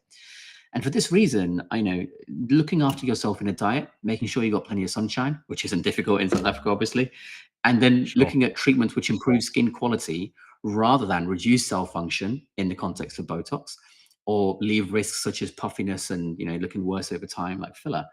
And with that, visually, I think the aging process is going to slow down a lot. And what's key about Sunakos, again, this is true regardless of who says it, even with my bias, when you have this treatment, when you walk out the clinic, you actually are on a cellular and subcellular scale aging slower than when you walked into the clinic. It is the first and only injectable ever made that has been proven to do this, and the proof is in the patent itself as well. There was a test where they gave some cells a chemotherapeutic agent, so something that we use in cancer treatment. By the way, this is not a cancer treatment at all. It's just a test that was done to see how strong it is. They gave something called doxorubicin, which is used in chemotherapy. And obviously, the cells eventually ended up going into what we call senescence, a type of death. However, when Synagos was injected, they resisted that chemotherapeutic agent because of the genuine, true cellular scale anti-aging qualities that this has. So for me, this is the only injectable I would ever have in my own face when it comes to skin quality. And now it's finally available in South Africa as well. Well, we'll have to leave some details in the description of this conversation. But I wanted to ask you: there are a lot of people who are they're trying to sell collagen as a powder or a supplement you put into a shaker. Does that help at all? It's a really great question because they're getting really popular. In my opinion, no, it doesn't. Because think of collagen as a ladder, right? It's a long, big molecule, what we call a macromolecule. And whenever you put anything into the stomach, it's like taking a large piece of furniture and putting it into a wood chipper, and you just get small pieces. And that's what's happening when collagen, if it's intact, goes into the stomach because the acid breaks it down. The acid in our stomach breaks what we call peptide bonds. And then the full protein is broken down into its constituent parts, which we call amino acids. And so once we have these amino acids, I'm going to sound cynical and sarcastic, but there's no other way to say this. Once those amino acids are inside us, what kind of wizardry is there to control which part of our body they then travel to? It's impossible. You can't control, you can't do a spell like Gandalf and say, I want you to go to the skin, and if it tries to go to the liver, you shall not pass, whatever else there is. So once they're in there, the body will use them wherever it deems necessary. And so there's nothing inherently harmful about having these things, but in all the studies that are done, it's very difficult to prove it has a significant effect on the skin. And if you spent that same money on actually working directly on the skin, I believe you would get a much better effect. And for me personally, for those wondering, I don't take any of those drinks whatsoever. There's a lot of emphasis on diet, which we've already sort of covered. I know that there's huge amount of detail available in the literature now, and people are discovering, these carnivore diets, and you get the paleo diet, and you get all these different things. And people probably only become interested in those when they have a problem. Otherwise, they're completely oblivious to them most of the time. The other one that people talk about all the time, and I suppose exercise has to come into this conversation because the muscles are the part of the body that do the work, that also connect all the different things together. And under the skin, that's the stuff that is busy doing all the heavy lifting. So how important is exercise? And do you have any kind of interesting cases you could talk to us about, people who have or haven't exercised and have found benefits or huge deleterious effects as a result? Yeah, I'll just answer the first thing that you said. I just want to add that you said something very, very important. You said that people are starting to look into different types of diets, including the carnivore diet and all these things. I just want to say that first of all, that's absolutely what people should be doing. They should really question what they've been told. They should look into these things. They should try and look at real world cases. Don't just think because the government said this, it's absolutely correct. You have to actually look at real life cases. The government gave us the food guidelines in 1977 or 78, and that's when the obesity epidemic started. The government says you have to eat a balanced diet. There's actually no evidence for a balanced diet. I myself I follow the carnivore diet religiously. And when it comes to, these other things that you've now mentioned, which again are very important, like musculature, it helps in that regard as well. I actually work with professional athletes such as footballers in the Premier League. I've worked with professional cricketers, captains of England in the past. One particular player who is a carnivore now is Adam Hollioake, former captain of England. Even when the New Zealand rugby team went full carnivore, they won the World Cup. It's not a coincidence. And musculature and the amount of muscle you hold, honestly, is so important for longevity. Now, there is a caveat. I'm not saying take performance-enhancing drugs to really maximize that. If you take performance-enhancing drugs, I think that's a negative. I don't think that's healthy. If you get to the size of Mr. Olympia, I also don't think that's healthy because you've got restriction of motion and mobility as well. But within reason, putting on as much muscle as you can is incredibly important, because one of the key components in every cell of our entire body that determines our health is a particular sort of organ, if you like. We call them organelles. So it's an organ within a cell. One of the key components, we've got things like the nucleus where the DNA is kept. Another thing is called the mitochondria. And the mitochondria are really, really important because they create what we term, quote, energy, unquote, to keep us alive. And if they die, we're dead. And when you look at the muscles, right? Yeah, so this is like a power station. It's like a battery. So if you've got no battery in your torch, obviously the whole thing stops working. And when you look at where is the most mitochondria in the body, one of the biggest depots is muscles. So if you look at an elderly person, I'm sure we can picture one who's very frail with very little musculature. It's very natural to think of that person as having a list of medication as long as their arm and a list of medical problems. Whereas when we look at an elderly person who has some musculature and they're able to jog perhaps, or be active or play cricket with their grandchildren, what a surprise, in our minds at least, we don't picture them with a lot of medication and medical problems. Because musculature contains a lot of mitochondria and it's very, very crucial. My advice to people in this context is when you are young, build as much muscle as you can. Go to the gym. You want to be failing roughly on the 8th rep of the set. Honestly, for the vast majority of people, unless you're going professional, 2 sets of each exercise is enough. Fail on the 8th rep. And you want to be training every other day. If you train every day, you're actually at more risk of cardiac problems, heart problems. Really? For example, football players still have heart attacks on the pitch. Marathon runners still have heart attacks. Runners, prolific runners, if you give them an MRI, you will find problems with what's called the LAD, the left anterior descending artery. Because when you pump and you pump and you pump and you work your heart that long and that hard, what happens is the pressure can cause damage. And that's when you start to get problems with the artery linings and things like that. So typically, I will never, ever train 2 days in a row. I will train and then I rest. If you're a professional and it's part of your job, that's fine. Like there are exceptions to that. Not that that's healthy, but it's fit for purpose. But for the everyday person who genuinely wants longevity, train, rest, train, rest. And if you do want to do something cardio-based, the ideal longevity routine would be to, number one, spend a significant portion of your life building muscle, and then spend a significant portion also building strength. So it might be that, for 9 months of the year, you build muscle size and 3 months you build muscle strength. And instead of running and doing cardio, which I never recommend, I would recommend instead you look at something called high intensity interval training. And you could do that for, let's say, an accumulative total of up to, say, 20 minutes in the week, something like that, where you sprint, rest, because human beings aren't designed to just jog continuously. We either walked to conserve energy or we sprinted to catch prey or run away from prey. Our physical anatomy, and I won't go too long on this, but our physical anatomy isn't conducive to landing on our heel, shall we say, and putting 3 times our body weight through the hip, the knee, and the ankle.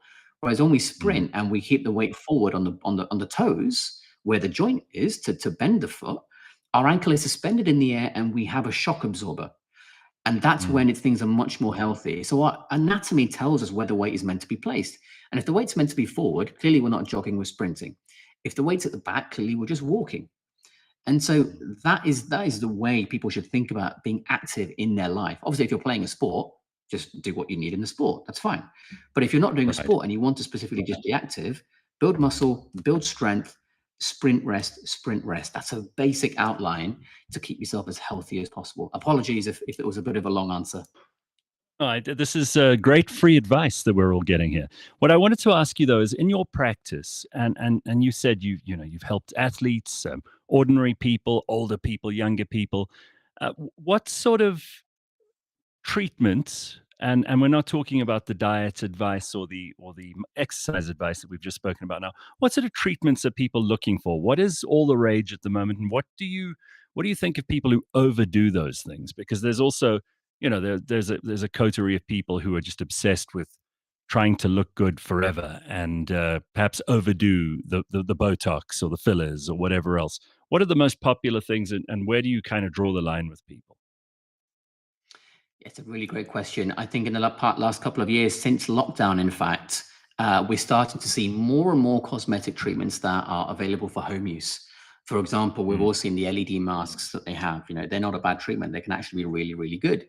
And assuming the mask is good, which is a big assumption, by the way, assuming it's good, I would always recommend people have one at home, and it can be a fantastic investment because it's low cost, but it can last years and years and years and give you so much anti-aging benefit.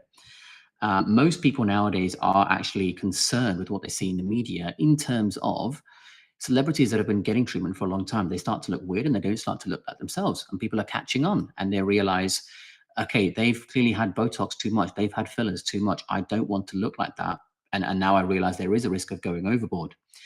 And I think it's nice that people are starting to realize that the pendulum has started to swing the other way.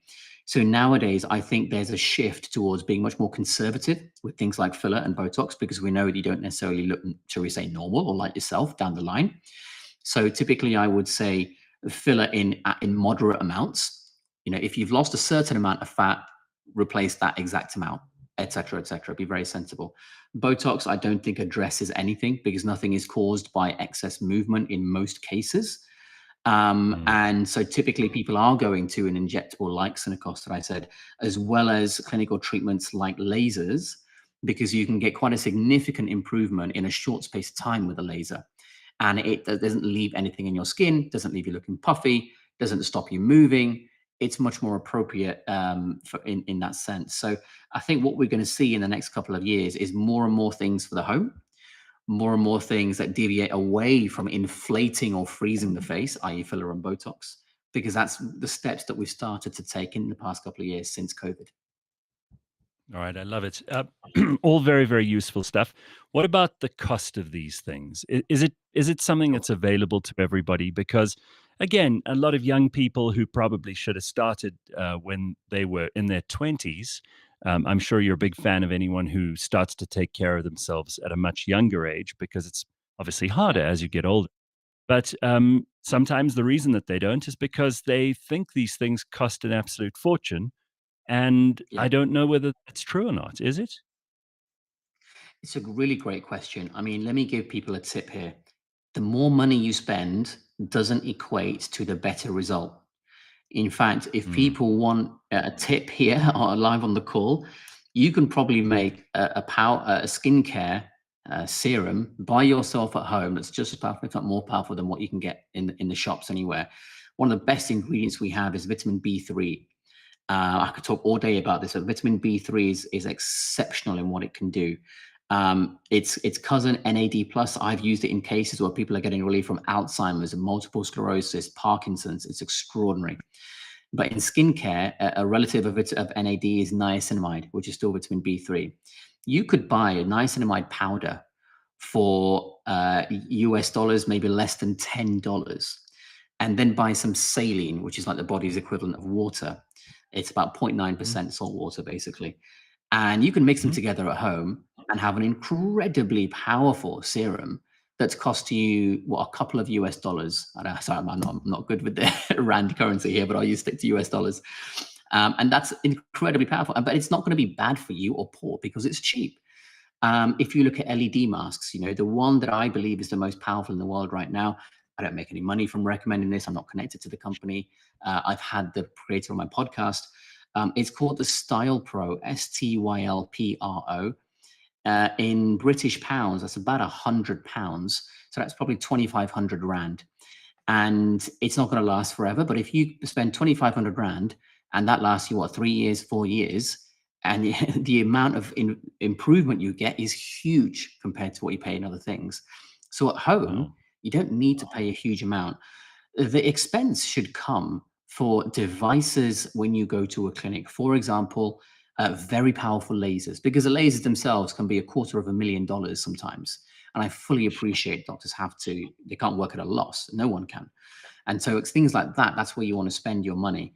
So in an ultra clear laser, to give you a rough idea, in London, one treatment might be £1,500. In Rand, that's probably between 35 and 40,000 Rand. However, that would be something you do maybe once every couple of years. And with all the cheap stuff that you do at home and making sure you get enough sunshine, you eat right, you're going to minimize the need for those sorts of things. When you look at injectables like Synacos, you're probably looking at, depending on which part of the country you go, and is it a nice area, a sort of low economic area, somewhere between, say, 5,000 and 10,000 Rand is probably where you're going to look. I appreciate that's a big range. But I'm not intimately familiar with the sort of upper and lower class areas of South Africa to know exactly what it would be. So the clinical stuff is obviously going to be more expensive, but the home stuff can be very, very cheap indeed. One last thing. What is the impact of genes on all of this? Because we know that some people just have the happy knack of aging beautifully and gracefully and looking young well into their 60s, 70s. And very often you'll hear people saying, oh, well, they've just got good genes. Is there such a thing? Is there such an unfair biological advantage? There is such a thing as some genes being more consciously preferential, but there's no such thing as a bad gene. And I'm gonna bust this myth right now. We are a product of, as I said, 4 to 6 million years, call it 5 million years of evolution. And bad genes are weeded out all the time. There is no exception. So if we have particular genes, it's because they have made it through that evolutionary process. If there was a gene that coded for something bad, none of us would be alive today. For example, people are told all the time that cholesterol is really bad for you. Well, where is cholesterol made? It's made in the liver. And what's cholesterol supposedly bad for? The heart. Do you really think for 5 million years we've evolved for one organ to try and kill the other? Do you think we'd be alive if that was the case? That's why there's no evidence for cholesterol being bad. And when you look at the same argument for genes, it's really whether or not the genes are activated. That's the thing. A gene is what's called a dependent variable. That means whether it's active or not, whether this happens or that happens, depends on an independent variable. And our genes, they are dependent on everything we do consciously because they are activated subconsciously. So for example, if someone has supposedly good genes where they look young all the time, but they make the conscious 21st century decision to smoke all the time and to live in a country where there's no sun all the time, probably Britain where I am, where there's no sun, and so they get a vitamin D deficiency, all these things, even if their family looks great, they're probably not going to look great. And so instead of worrying about the genes, which you can't control anyway, it's best to do what is consciously possible to the best of your ability. Because then if you do the best of your ability, any gene that is supposedly bad, the chances of it having a bad effect are very, very little because the genes depend on what you consciously do. So for example, if you come from a family where people start to get wrinkles a lot earlier compared to say your neighbors or something like that, that doesn't mean you've got something to worry about. It just means that maybe the things that we do, like eating right, getting sunshine, doing exercise, not choosing to go overboard with filler and Botox and instead looking to improve skin quality, etc. Maybe it just means that you've got to educate yourself on that a bit more. And if you do that right, you're probably going to look just as nice as your neighbor family who don't get wrinkles early. And so for me, my genes are terrible based on my family history. Everyone, and I mean everyone in my family, has metabolic syndrome disorders like diabetes, high blood pressure, hypertriglyceridemia, arthritis, vitamin D deficiency, all these things. And guess what? I have absolutely none whatsoever. And, I have competed in powerlifting to a world record level.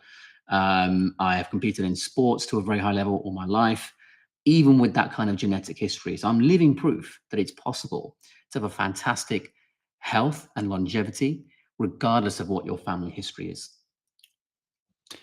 I love it. What an inspiring message to end things on. And thank you so much for your time. I know you're a very busy man with lots and lots of people waiting to see you in your practice. And it's just delightful to hear this information. And I think for many people, practical, useful kind of thing they're going to start doing now. It's never too late, right? Absolutely. Thank you so much for having me on.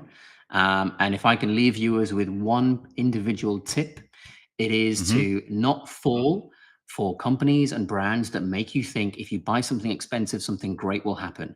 The best things that you can do for health and longevity are either incredibly cheap or free. And I'm saying that as someone who has nothing to sell you. Brilliant. I love it. Thank you, Dr. Abs. What a pleasure to speak to you.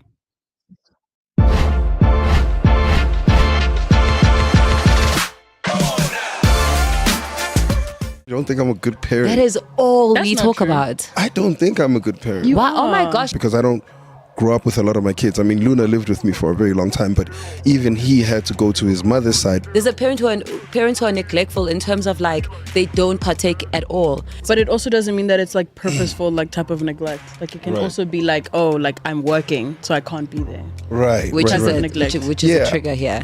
In those seasons, you know, maybe I'm readily available or I've got all the resources that I need to show up for. But then there's some situations where it's just like you not even anyone can see me. It's not just my kids who can't see me. I'm neglecting everyone. Sometimes you're depressed and you're somewhere in a corner and you don't want to be seen, and you know, which is a lot of things that happen. So your trigger.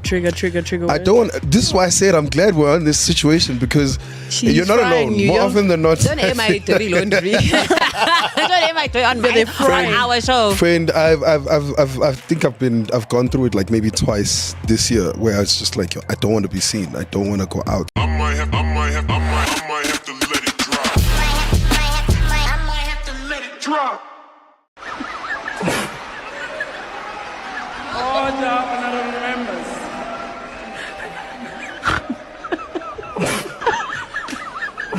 Honorable Natasha, will you take a seat? What is the point of order, honorable Natasha? Speaker, I want to check if it's parliamentary. Order, honorable members. Order, honorable Josie, can you please protecting the dignity of GNU. Honorable Josie. Honorable Josie. Honorable members, can we take ourselves seriously and each other seriously too? This is an important debate, and I don't think it is an honor. To save Johannesburg, you have to take back the CBD. You have to take back You have to. With no lube. In crazy. Everything that she has spoken about in some way, shape, or form has materialized in the way that it has. When you see those videos from like 10, 12 years ago, where she's like, we don't need the ANC out of power. We need them to be below this thing so that we can twist them to take this thing. Because they know that their blind spot is that they don't resonate with black people on the ground. They know that. Then they say to themselves, we need a partner who can do the legwork for us at the bottom that we will always have control over. Helen Zilla is like a Xhosa gent who's just been caught cheating. He's like, man. Mamela, baby. Come on, jump phaya. Baby. Imoto iyakwazi usuka apha ihambe iye pha baby. It can't drive itself. It can't drive itself. Imoto because ukuzimasa, it wasn't me. Uyakhumbula last week. Phela mina ngiyinsizwa mina. Ngiyinsizwa. The lightning was hitting me, was coming fucked up, my shoes ran away, I'm fucked up everything, and then I'll correlate with your house. You can help me or moving at my home. Now, I'm right now, but the storm was coming at your house, was hitting everything. They were hitting in my hands, and my back, everything. Yes.